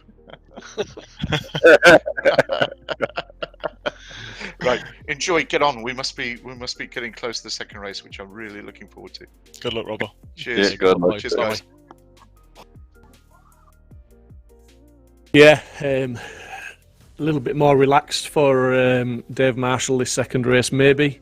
But, Dave Marshall never really relaxes, does he? He's a racer through and through, and doesn't matter that the championship's sewn up, really. He's going to race as hard as he can for the highest position he can achieve, and to get the bragging rights and try and beat Rob Butler must be the aim for this race. Pressure's off. Yeah. And reverse grid. Yes, so reverse grid for this one. Rob Butler starting in 18th place and Dave Marshall 17th. So yeah, they've got a lot of fighting to do. As we're just all primed now and ready, waiting for those lights to come on, and let's get this race 2 underway as soon as we can. Yeah, it's sadly Kat MP's just come on. She can't get on with technical issues again, which is really disappointing because it would have been a pole position for her. But hey ho, we'll see her very soon. Yeah, just catching up with the chat very, very quickly. Just one to mention, Dave Jones, thanks buddy. Yeah, it was cracking racing again, and we're looking like it's going to be cracking racing for race 2 now as the lights are coming on. All the lights are on. And go. Oh, look at that. I think Evanson's making a cracking start. Absolutely, yeah, battling away now as we come through the Dunlop curve into the Dunlop chicane, and it's going to be last of the late breakers and maybe someone into the sandpit, not quite sure, because there's I'm not sure if the 3 wide, 4 wide and even 5 wide at points there as they're going in, but no, just work it out now. Rillig's through clean, very wide but through and clean and in the lead, and we know that Rillig has got the pace. And that's looking. It's one of the. That's O'Farrell, isn't it? I think that's just turned it around in the Dunlop chicane there, so he's got a bit more work to do now. But Rillig, yeah, he's obviously with the reverse grid, having that incident in race 1. obviously in pole position for this one, but a man that's certainly got the pace to get his head down and get away as well. Yeah, he stands a great chance in this one. I think we'll see a load of... Oh, there's something going on in the background there, and I think I saw Merrill spun, so the big pigs hit the Alco maybe. Yes, there's going to be a lot. I think you'll see Rulik just really be determined here, because he'll be so bitterly disappointed from the race one. Absolutely, He was in great shape. I mean, Marshall's got up to 14th place already, but Butler has got up to 10th place. It's just awesome start from Butler, is that, to go from 18th to 10th within the first third of the lap. How's he done that? I'm not sure, but he's got past people like Jack McIntyre, Roerig, and Marshall and Edmondson. He's got past some race-winning contenders to get up there. So he's on the move, and he's challenging Toff Jones. It would say 9th now. Yeah, Max Coates is 6th. He's going to be right in the middle of this. He'll be loving this. Elbows will be out. I was going to say Max Coates, it's almost resumed race 1 because he's battling with Carroll in 5th place again. Rulig is just extending his lead a little bit now by the looks of it. Yeah, here we go. Butler on Toff Jones there on the bottom. I was just holding my breath. I thought I was in real time there for a second. Yes. That looked expensive. That's Max on Carroll as well, I believe. Yeah. Oh, look. Just on the brakes. He's going to take 2 of them on the brakes by the looks of that. Almost, not quite, but it's certainly a great effort, and he's put himself in a position of side by side now with Carroll to go down the next straight, and he's having to just tuck back into the slipstream. I'm not quite sure he got as good a drive as Carroll out of that last corner. You just can't put that many cars into that bend. I don't know how they've got through that. It's brilliant. But I tell you what, Toff Jones is not making it easy for Rob Butler, and rightly so. He's keeping him behind him, and he's defending that position well. And he's also got Jack McIntyre in close attendance as well. So that is an intense 3-way battle there for I tell you, place. The virtual racing has been really good for Alex. It's sharpened him up in what is a disappointing season, but he's won. It's turned out all right this year. He should have been in the GT3 Championship, but COVID scuppered that. But yeah, it's turning out to be a good end of the year for Alex. And once you get the taste of winning, which he has now, and he's had it in the GT Cup thing with the great Matt Topham. What a great guy! I don't know if you met him, but he is a top chap. Top by name, top by nature. He's up for it, and he's won one of these races as well. He knows how to defend. Anyway, I'll stop rabbiting on about MSL drivers, but look at what's going on here. I think it's a very important thing to mention, though, is a lot of these drivers, we've got real-world drivers in here. Like you say, until COVID came along, they weren't really doing the sim racing, but they've realised what an invaluable tool it can be to help with racecraft. And just lately, as we've seen, that looked like Omrod, was it, that was getting a little bit sideways there with the help of one of the other drivers, and certainly he's lost a position now behind McIntyre. Butler is up into 8th, though. McIntyre 9th, and Omrod is still falling down. Toff Jones is 10th. So Butler and McIntyre both got past Toff Jones, and in fact Butler's now up to 7th, McIntyre 8th, so the positions are changing all the time as the odd car is making a little mistake as they're under pressure from some of these faster drivers coming through the field. But Rillig is 4 seconds to the good out in front now, so I think if Rillig can keep his head down, keep the thing pointing in the right direction, he's just going to bring it home really from there. And it's great to see Rask in the Porsche out there in 2nd place, being chased by Max Coates. I was going to say what's even better than that for me is Max Coates up to 3rd place and only a 10th behind Rask, so I think you're going to see a battle for 2nd very soon as well. As in fact now, there you go, as Max is trying to take it to the inside now on the run out towards the Mulsanne straight, and he's putting himself in a good position to maybe force Rask into a mistake, which has forced him wide, but he's side by side. He's not going to gain any slipstream. He's going to rely on the grunt of that Aston to get him past on the straight. Yeah, dare I say it, job done. And next is there you see him. Yeah, I mean, Max is on the inside for the braking zone. He's not quite got the job done, but he's got the inside line for the first chicane of 2.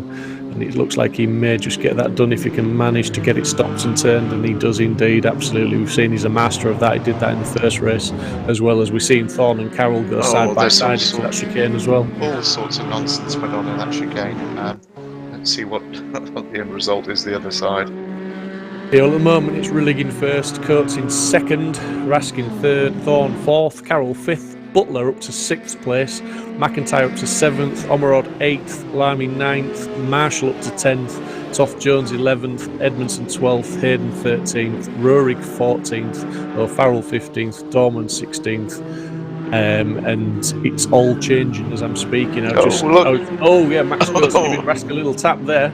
Just got a better run out of the chicane than Rask, and it's a bit closer than maybe he thought he was. Bit of a love tap, but absolutely, there you I'm still here. Yeah, absolutely. But Thorne, Carroll, they're got some close scrutiny from Rob Butler now in P6 behind them. So if Rob Butler's first race pace is anything to go by, he could soon be up into that 4th place. Yeah, look at the gaggle behind now. Early Max just hanging it out a little bit wide there and getting the car unsettled over the rougher curbs, as it were. Managed to keep it out of the sand, but he's put himself under a little bit of pressure from Carroll now, and he's trying to run Carroll into the side of the track and just minimise the amount of room he gives him. But Carroll's got that job done. He just got such a better run out of that last corner than Max did when he got the car really unsettled. Yeah, and Rob Butler's not far behind, protecting his tenner. Yeah, absolutely, yeah. Put some money on the table, and these guys will battle as hard as anybody. Max is doing well. He's defending the position, but he went really wide there. And it looks like Toft Jones that's got spun. Oh, right, okay. Someone just tapped Toft Jones on the back end there, going into that left-hander, and it just sent him all the way around. So he's dropped quite a few places now, down to 17th place. So unfortunately for Toft Jones, from running up reasonably well up the order to running now down near the back. Oh, he's got 21 minutes to pull his finger out and catch up. Yeah, shows what a good racing driver he is. Well, exactly. Just like Max is doing and defending hard, although I'm a little disappointed personally that Max couldn't make that position stick on Rask. I thought he had the job done, but Rask just showing him that he's not an easy driver to pass and maintain the pass, and Max has fallen back into the clutches of Carroll, which was pretty much a race 1 battle. Yeah, it's strange. I thought I'm delighted for Porsche and our friends there that Rask is doing a great job. More importantly, or not more importantly, another thing to mention is Rob Butler's obviously had an issue because he's now dropped down to 9th place. And more importantly for Rob Butler, Dave Marshall is up to 8th place. So Marshall is on for winning that tenner. Oh, excellent. Oh, we can wind them up about that. But there's not a lot in it. There's not a lot in it. They're pretty close, and it's all to race for. I'm not quite sure what's more important, a championship or a tenner. I think the championship's done. So I think if these two come off, they'll go and split it a $5 each. Yeah, absolutely. But it'll be interesting to see how long Dave can keep Rob behind him, if at all, because we know that Mercedes is a bit of a beast down the straight. It's super quick. Yeah. Look at that. That is such a battle, such close attention from all drivers there, too wide through the corners. And in fact, that's somebody just gone a little bit wide. Was that Thorne? Yeah. Trying to redesign the AMCO there, but it's a little bit harder than his car, I think he's finding, and he's just lost a couple of positions and a little bit of pace. But Max Coates has got back up into 2nd place, I can see on the timing screen as well. Yeah, the Max attack. Just look at it. They even got the signs right. Rillig is commanding lead now. He's 12 seconds to the good after only 10 minutes of racing. So just over a second a minute he's pulling on these boys. So that's an absolutely awesome gap to have. And I'm not sure anybody can close that gap down without him making a mistake. Oh, that's not going to end well. Oh, no, he's... there you go. They go 2x2 through the chicane again. Lost count of how many times we've said that this evening, but look at that midfield pack there. That is absolutely, well, I say midfield, that's the rest of the top 10 and to the top 15 just all in one small patch of tarmac, all battling hard and giving us a good show. As McIntyre's in 4th place, Rask in 5th, Omrod 6th, Butler 7th, Marshall 8th. So Butler's managed to get back up to 6th place now. He's got the move done on a couple of drivers, and he's really attacking and looking to make good whatever mistake he made earlier. Yeah, when the roads are open, it looks a lot like that actually. Yeah, very busy, and BMW's dictating the direction of travel. Always flashing. Get out of the way. Oh, did I say that? Other cars were available with flashing headlights. Yeah, we'll not mention the indicators. Oh no, not yet. And so really 12.7 go. away, and we're looking now at Marshall, and he's still in that 8th place, right to in the middle defend. of it. Yeah, he's in the thick of a battle, and it's always interesting to see when these guys are battling hard. You get the faster drivers, and I say that respectfully to everybody because I don't think there's anybody who's slow on this server, but you get the faster guys in amongst them, and it just goes to show you how the racecraft really sort of can slow them down if they get up behind someone who knows how to defend and makes them drive at their pace. Exactly. McIntyre, they're all over Rask now. McIntyre's gone sideways. He's gone sideways and he's off, and that's Rask off as well. Butler was the one to benefit from that one. Poor old Rask and McIntyre. I'm not quite sure what happened. I just saw McIntyre lose the back end, went sideways, and I'm not sure if he tapped Rask or Rask had to avoid him or what, but basically that's McIntyre down to 15th. That's just... And it looks like Thorne's dropped down a few positions as well. He's looks like he's had a bit of a spin, so he's down to 11th place. So it's all just changed a little bit, but the man that's maybe breathing a little bit of a sigh of relief is Max Coates in 2nd, Andy Carroll in 3rd, and then Butler is in 4th, but he's only 2nd off. Yeah, look at the two that survived the carnage. It's Butler and Marshall. All that kicked off. It's a talent. I tell you, I'm not saying it's luck. I think it's a talent. I think that talent, and I think it's just an awareness, isn't it? Yeah, it's having that awareness of what's going on around you and looking further ahead than maybe your opponent and anticipating things. I totally agree with it. It's sort of cat-like sixth sense that look, there's a car coming, we might get run. And some say too late, and others go, oh yeah, I saw that, avoided that. Yeah, you're giving yourself more time to avoid incidents, and it's not so much of a reaction as a planned move. Yeah, correct. But Butler's up to 3rd now. Oh no. But we're looking like we're having some fun further down the field with Toff Jones and McIntyre just coming together there, I believe, in the final chicane. So it's going on all down the field, and McIntyre's and Toff Jones's race not really going the way that either of them would have intended. Because we're looking at Edmondson in 6th place, attacking Carroll and paying some really close attention to the back of that McLaren. It'll be interesting to see what the Audi can do when it stretches its legs down the Mulsanne straight to see if he can get that move done. Yeah, he's after him like race 1. He's fancying this. Again, he's got the slipstream, he's got pulled out good and early. It's just whether he can get the move done before the braking zone, because we're seeing the McLarens are pretty nippy at getting those cars stopped and turned in. And he's had to pull back in again. The McLaren has got the legs on the Audi. Yeah, it's super slippery in the straight line. Yeah, Butler is going to be on the podium again if he carries on in his 3rd position at the minute, but he's only 1.5 seconds behind Max Coates. But Edmondson has got the job done on Carroll as they went into that braking zone there, and it'd be interesting to see if he can maintain that position. There's 15 minutes to go. Rob Butler, Dave Marshall will catch Max, and they'll make Max will make himself as wide as possible, and then we'll see a bit more carnage here. We'll see that, but I mean, Edmondson and Carroll, they're only sort of half a second behind Marshall. Marshall's not clear from this battle. I think not at all. No, there's more to come from these 3 guys, and certainly they're closing on him, if anything. Edmondson taking an alternative line, and he got himself the wrong side of the rumble strip, and obviously it was better to stay there than it was to try and jump over that great big curb and unsettle the car before the straight. And then, yeah, that allows Farrell to join in as well. Yeah, very much so. Yeah, so again, race one resumed. Farrell coming back into the picture.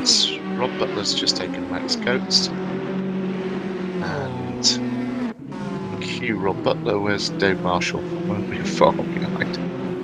So oh look! Oh, Max is having a go back at him. Brilliant. Good on you, Maxie. Yeah, we've got like just under 14 minutes of this race left.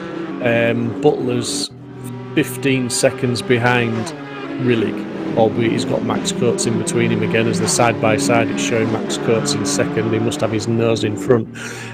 I wonder if any or how much of that gap Butler can close down to Rillig, or whether that 15 seconds will just be enough, because we saw Butler in the first race absolutely putting in some stonking laps, and certainly a second faster than Rillig has put in as his fastest lap in this race.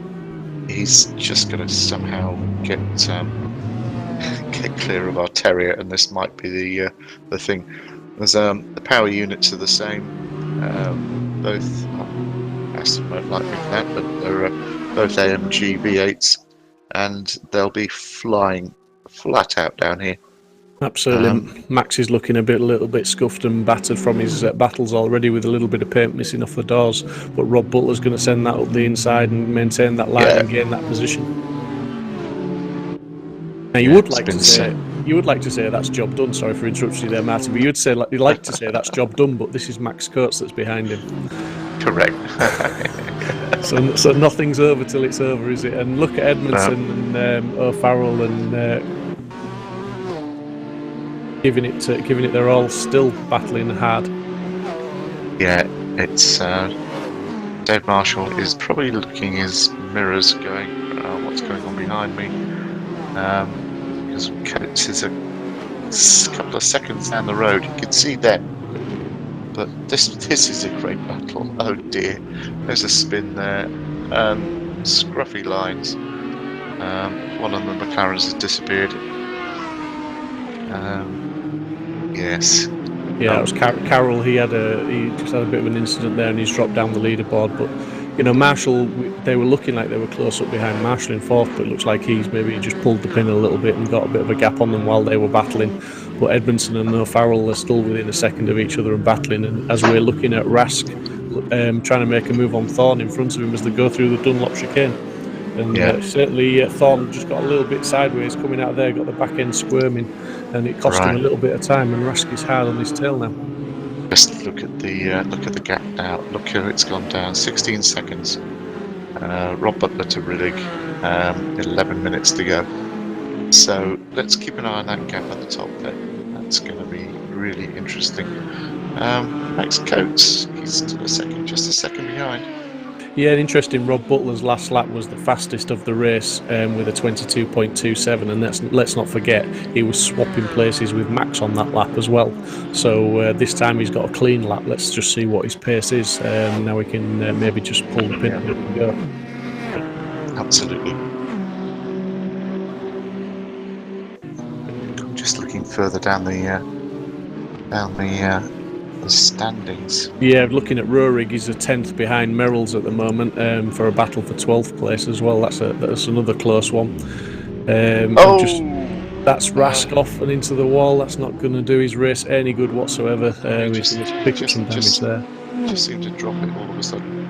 Yeah, just lost the back end, didn't he, and collected some Amco. And then there's our favourite Rich Hayden in the space hopper. Oh, did I say that? I mean the Mustang. 7th position for Rich. He'd be delighted with that. Yeah, we've got Rurik and Merrill's going side by side now down the straight, with Toff Jones closing in very fast behind them. And again, that Porsche just showing that it's got some pace down the straight and holding the BMW off. And Toff Jones, look at that, really closed up under the braking zone. And in fact, Rurik's lost it a little bit sideways. That's going to cost him on the exit out of that corner and give Toff Jones the advantage on the straight. And that Aston's going to pull clear, surely. Should do. Maybe won't do, but yeah, the Cayman's fantastic on the brakes. You've got to learn how to use the brakes on it, and they've got the Super Cup front discs, and they don't half stop once you've got used to it. Yeah, I mean, we've got obviously Rory's got Raskin fairly close attention after his little off, but they've also got McIntyre just behind as well, and only a further second back is Omrod as well, another quick BMW. So there's some quick guys down here battling for 13th, 14th, 15th place. Absolutely awesome racing, and the BMWs are certainly putting the pressure on some of the other guys, but the Porsches are really holding their own as well. Yeah, it's not uncommon to see most of those guys at the top battling, so yeah, great. It's reverse grid. It really is working. We've got Rich Hayden as his space opera has just sounds like his space opera's thrown him off. trying to give us a drifting lesson, but maybe it's not the fastest way around the track. No, maybe not. Oh, Tough Jones to Merrill's, and right, it'd be interesting to see what Tough Jones can do here. 8 minutes, couple of laps.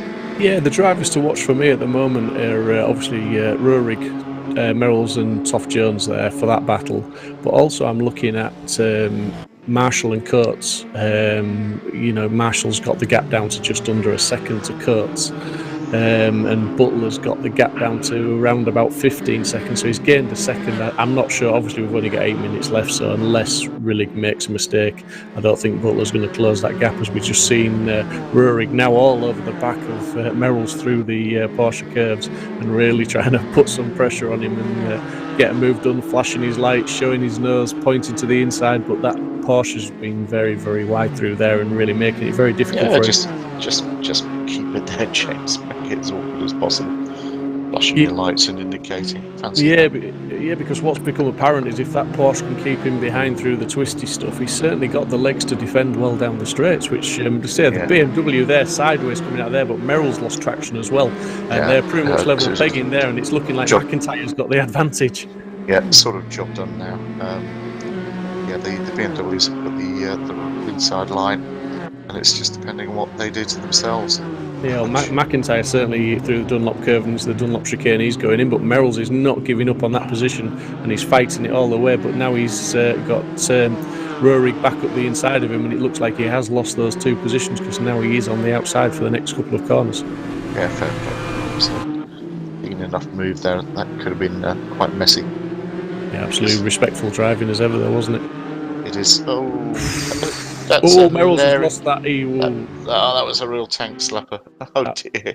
Absolutely, the back end went left, right, and into the wall. It was. I almost thought he'd caught it, but we're looking at Marshall and Coates now. The battle for third place, as Marshall just showed the Max's nose on the inside to that chicane, but Max, as we know, is a demon on those brakes. And he just managed to defend that position, but can he hold on for 6 minutes? I'm not sure he can, as Marshall is he's the wily old racer, and he's the champion as well. Nothing to lose, everything's won now, so he's just take it to Max and show him what he can do. He's just going to send it. There's no doubt. As much as Max can't resist this for too long, I don't think. There you go.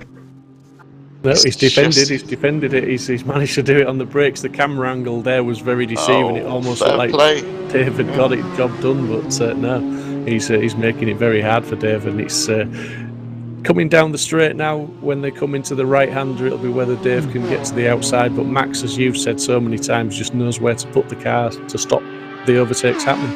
Yeah, he does. Seasoned, but let's see. This is going to end up either in the kitty litter, or we're just going to have fun watching these guys race for the last lap. Yeah, I mean, when you try to go to the inside of that corner they've just gone through there, the fast right before you go into that tight right, if you have the inside line, you just have to brake that little bit earlier to get it stopped, and the man on the outside has the advantage for the braking zone, so you very rarely see them overtake on the inside there. Yeah. But, here we go. Marshall's yet down the outside again. Max just positioning that car so that he's got the inside line for the next couple of corners at least. And the Aston has got some grunt. The BMW is not a slow car, so they're going to be pretty well matched down the straight. And again, just Marshall having to concede, took it back in. Max defending the inside line again, and he's going to hold Dave out there, and he's going to force him wide as well, respectfully but he did. But the next hobby, he just fair play, Dave. That was very clean, because that is a sharp right. I think Max maybe just overcommitted into the braking zone there, 'cause he went very, very deep, and I'm not sure if Marshall hasn't just got the move done on him. He's got his nose in front according to the leaderboard, but Max is coming back at him. Yeah, this is a really quick section. Got a slight kink left and then a turn right. Yeah, I was going to say Marshall's going to be set up for the inside, I think, where it matters. Saying that, this is Max. This is Max. He wasn't having any of that. We'll throw the rule book out the window of what should and shouldn't happen, because this is Max. Yeah, brilliant. Absolutely brilliant. Yeah, really, he's just a great driver. I'm so pleased with him. It's that first race, he was just so disappointing. Right up there with him. So Yeah, maybe there is a bit of justice. Rob Butler's done a fastest lap on his last lap of a 4:21.25. So it's, you know, he's putting some good laps in, but he's not doing it anywhere near enough to close the gap down to Rillig. But we know that Rillig's not slow. He's got the pace. He was up there in qualifying, so you know it's. I think it's job done for him. He just needs to bring it home safe and sound. Yeah, basically. Dave Marshall is not giving up on Max Coates, and Max Coates is not giving up on third place, and he's defending hard, driving hard, and this is an absolutely fantastic race between these two guys. Two top class racers on the sim, certainly, and you know, absolutely showing each other a masterclass in attack and defence. Yeah, and good mates as well, so this is going to be interesting. Oh, Marshall drifting through there, that's going to cost him some time and put up some extra heat into those tyres maybe, but he's still in close attention of Max Coates now, and he's prime position for the slipstream. He's got the exit.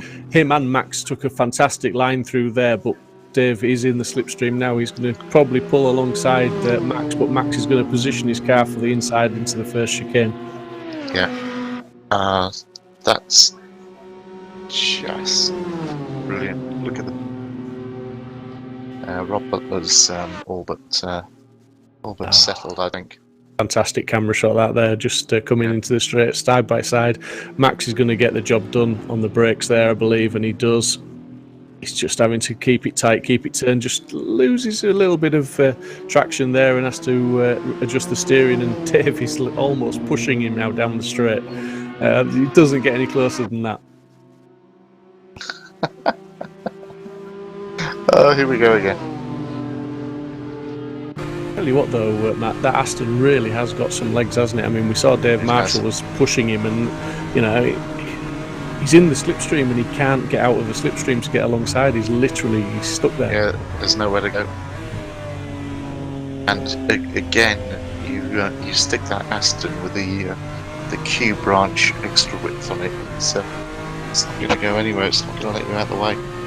Now, the BMW again is just closing up a little bit with the slipstream, but like you said, that the slipstream advantage he's gaining, it's not enough to get him alongside and get him past. If he does get alongside, Max gives him a lesson in late braking.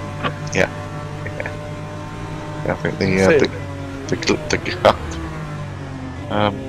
I don't know if that was a weave or just a bit of what was it? G-lag, wasn't it? Yeah, maybe a bit of a ping issue, maybe, but we're down to the last 40 seconds of the race now, so that 30 minutes for me has gone faster than the first 30 minutes. And again, Rob Butler put the fastest lap of the racing on the last lap with a 4 minutes 20.9, so he's into the 20s on race pace. As we've seen, Marshall tried to go around the outside of Max, but again, Max knows where to put that car. He's going to have the inside for the next corner. He's going to force Dave as wide as he can before he cuts in, and he's got the inside line for the next corner. That's smart driving, but see, Dave Marshall's not going to give this up. No. Very smart driving there. Well done, Max. The clock has come down to 0.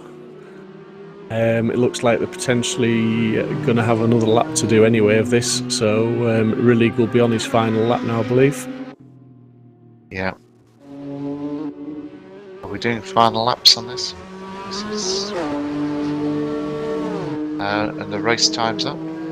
Yeah, the race time is at 0, so this will be Rillig taking the checkered flag when he crosses the line, as Marshall's got Max on the last lap. And He's It's got just him. seen really coming through the final chicane onto the start finish straight to take the race 2 win. Potentially could have done so much more in race 1 if he'd had the luck on his side, but deservedly so takes the win in race 2. Well done, really on that one. Fantastic win, fantastic drive. Yeah, well done. Yeah, should have done better in the first race. Max Or- Coates demoted to 4th place in the last few corners, and Marshall's got him done and got back on the podium, but Butler's brought it home in That's it second. for him. So the tenor is Butler's, Marshall in 3rd place, and Max still fighting hard, but a well done Max Coates 4th place. Edmondson looking like he's going to bring it home in 5th. Good drive from Edmondson in that race as well. A deserved 5th. He's battled up through a few cars. What fun. That was just great.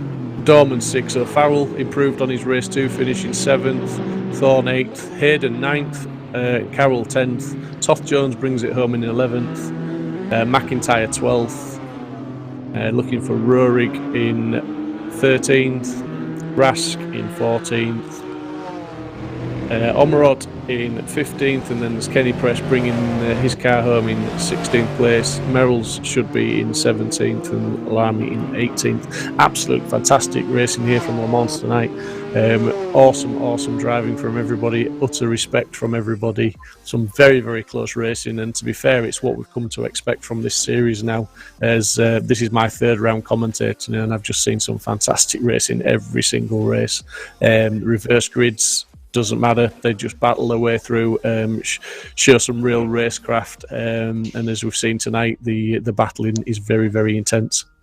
Yeah, very intense, and I have to say, over these weeks, I've really enjoyed myself.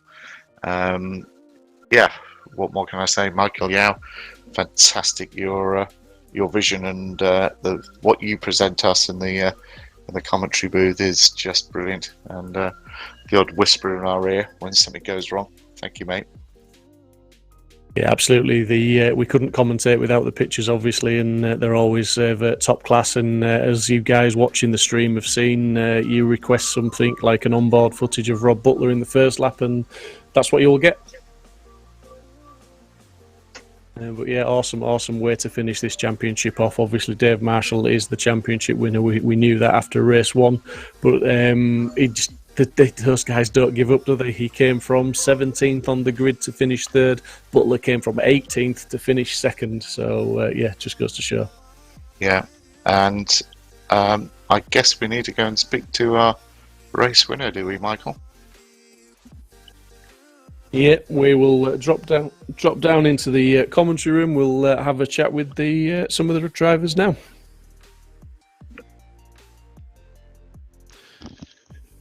Oh, good. Sorry, go on, Martin. I'll let you lead on this one. I was going to say, who do we have with us? The race winner? We don't appear to have the race winner, but we do have Dave Marshall in here, so we can go to Dave. Firstly and foremost, that was a very, very intense race again for you. None of it looked very easy, but it was all very, very exciting and fantastic to watch, Dave, so well done, mate. Yeah, cheers for that. That's what happens when you try and stay out of trouble. You just end up battling on straight. Yeah, I was just trying to keep steady away at the start, and you just pick off the people that either spin off the track or get slow runs. And then just managed to find my way through the pack a bit, and ended up coming into the battle with Rob halfway through, but wasn't really that much of a battle, really. He was a good half a second, maybe a second faster on this track than us, even though I did want that tenner. I was going to say the tenner didn't make a difference then. No, the tenner made us defend a bit harder, I'm not going to lie. I was thinking about it, but I just, what can you do? And then Max at the end, I just been speaking to him there actually after the race, and he says, Dave, you were just toying with us there, but I honestly say that Aston with no weight in and Max behind the wheel, yeah, maybe he was slow at the start of race 1, but by the start of race 2, he definitely got the hang of the car. Yeah, it was rapid. Going into the 2 chicanes on the long straight, I was braking as hard as I could, and he was passing me, and I was going, he's left it too late to brake there, and he was a car and a half past me on the brakes, and still managed to get it stopped for the chicane. So yeah, it was. I knew if I was going to do it, it would have to be in the later part of the track, and sure enough, we just managed to brave it around the outside, but he made us fight for it. Yeah, myself and Martin kept commenting in race 1 and race 2 regarding Max, his ability to defend and know where to put the car to make it hard for whoever's attacking him. And he was awesome on the brakes, as you say. That ballast was making the difference, but he was treating everybody the same, and a great drive from Max to bring it home in 4th place. But more importantly, mate, like for us, well done to you, buddy. Again, we touched on the championship win, but now that is it. You have won the championship, and it's absolutely awesome result. And as I touched on in the first interview, it just comes from a fantastic performance throughout the season. As I say, I was doing the stats earlier before we went on air to see how many wins people had who'd done the fastest laps and the poles and things. And I would say, looking at the stats, the only area of weakness that you showed, if it is an area of weakness, was the qualifying, because you top the roster of wins, albeit that Rob's equalled you now with 4 wins each. Fastest laps, I think Rob has also equalled on you that as well. That's 5 apiece you've got throughout the series for fastest laps. So it just goes to show the consistency's there, and it was a season for a champion and a driver. Absolutely fantastic, mate. Yeah, cheers for that, Steve. There was definitely drivers that, I'd like to have seen the championship being a little bit closer. Like Andreas and Maxi, they've proved themselves to have phenomenal pace in the car. You can't deny that. We go into qualifying, and you often get shocked when second lap in, and they'll be half a second up the road from where you've qualified. So huge thanks to them to really, really strive and get everything out the car you possibly can. Because without people like that in the championship, then you've got to find out how fast the car can possibly go, and them seem to manage to push it harder than I can. So, no, it's good. It's good racing and good commentating on such close battles throughout the field. If Dave Marshall, if the only thing is giving Rob a tenner to tank your season, I'll send you the tenner. Well done, great championship, mate. Cheers, Martin. Thanks. Being an awesome commentator as well. So, huge thanks for the support of the championship, and let's keep us going. I just love it, absolutely love it, and the guys are great. The racing's been great. And thanks to all that's taken apart. It's not just the champion; it's everybody else that competes and made the championship. But I just really have enjoyed the way you've taken yourself, you conduct yourself, and taken the championship. Cheers. It was nice to take the caravan off for the last race. Absolutely. Yeah, fantastic. I mean, before we have got our race winner in here, but before we go to our race winner, we'll just quickly have a chat with Rob. Rob, fastest lap in that race, but he seemed to have a bit of an issue. Was it second or third lap where he lost a few places? But then it was business as usual, putting those laps in, getting past the cars, and bringing it home from a starting position, I think, of 18th up to second place. So that's no small achievement, buddy. Well done. Thanks, Steve. Yeah, it was my own mistake. I came in way too fast into the corner, and the guys were pretty much stopped in front of me. So I had to roll off the brake pedal at about 262 kilometers an hour, stopping for a second gear corner. So it was either put myself in the gravel or go through the back of the guys in front. So I aimed for the gravel, but then when I had to recover, it was always going to be a struggle. Look, with Andreas going off the front, he's probably the one that could have gave me more of a run in race 1. But yeah, congratulations to Andreas and Dave on winning the championship. And unfortunately, we did say it had to be a win, so it's 4-all, Dave. So we'll have to settle this another way.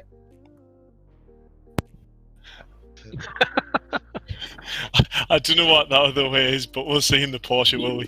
Yeah, absolutely. Well, I'll tell you what, boys. I'll keep a track of the stats for you. Hey, yeah, let's start from GT4 though. Let's not go before that, all right? Rob Butler, you owe Dave Marshall a tenner. I'm logging that now. Don't be so tight. We can arrange it. We might have a one lap shoot. I'll drive his BMW and he can drive my AMG, and then we'll swap, and we'll do 3 laps back to back, and whoever's fastest can have the tenner overall. Game on. Right, that sounds like a. Yeah, I told you, Dave. I'll tell you what he's like. Anyway, moving on. Great drive, Rob. Brilliant, and Thanks, mate. I think we deserve to speak to our race winner. Very unlucky in race 1. Drove a great race in race 2. So, fill your bit, Steve. Yeah, well done, race winner Andreas. How was that for you, buddy? Dominating performance from what we saw, but all went to plan in race 2. Well, what can I say? Race 1 and race 2 was boring. I had traffic and yes, but I'm good and yes. Yeah, race 1 obviously didn't go to plan. Obviously had that big impact with the wall that put you well down the field, but that put you into pole position for race 2, and it was a measured performance. You did what you needed to do. You put your laps in, and you were just consistent. I don't think you made a mistake. We certainly didn't see any glitches in the timing screen. So well done, buddy. Great result and top step of the podium. Okay, my English is not very good. Thank you. Yes, I say thank you. Yeah. Thank you, and we look forward to seeing you racing again. You have a great speed and great talent, and I look forward to seeing you race again. Yeah, absolutely. I second that, and as Martin mentioned earlier, championship's not made up of just one driver, it's made up of everybody that comes onto the grid, and we've had some fantastic racing all season. There've been some very close, very respectful racing and some very hard racing, but it's been certainly great to watch. So yeah, I just want to go speak to Rich Hayden now if I can, who's had the challenge of driving the Mustang for this season, and it's certainly been a bit of a wayward challenge on some corners, and it's looked like more of a drifting lesson than a racing lesson. Is that fair to say, Rich? I won't have anything bad said about Mustang Sally.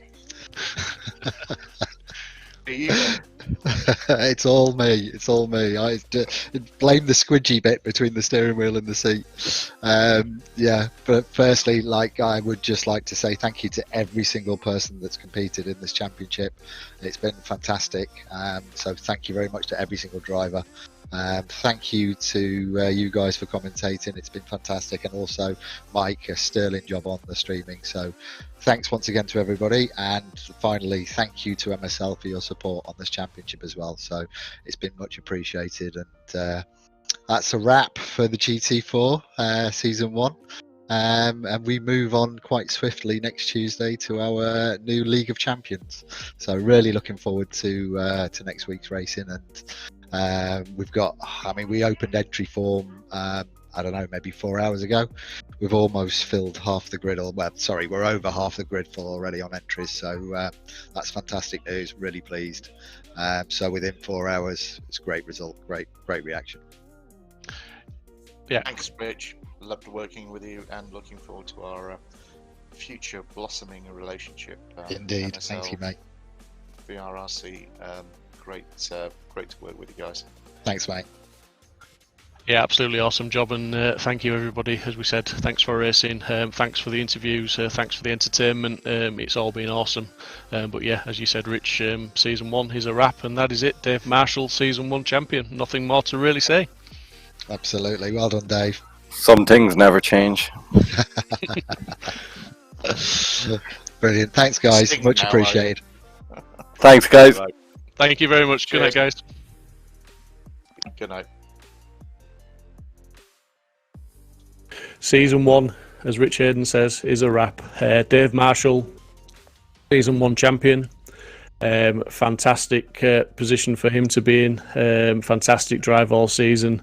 We're just seeing the rounds there. The guys have visited Imola, Mazzano, Watkins Glen, Indianapolis, Silverstone, Monza, Nordschleife, and finally tonight Le Mans.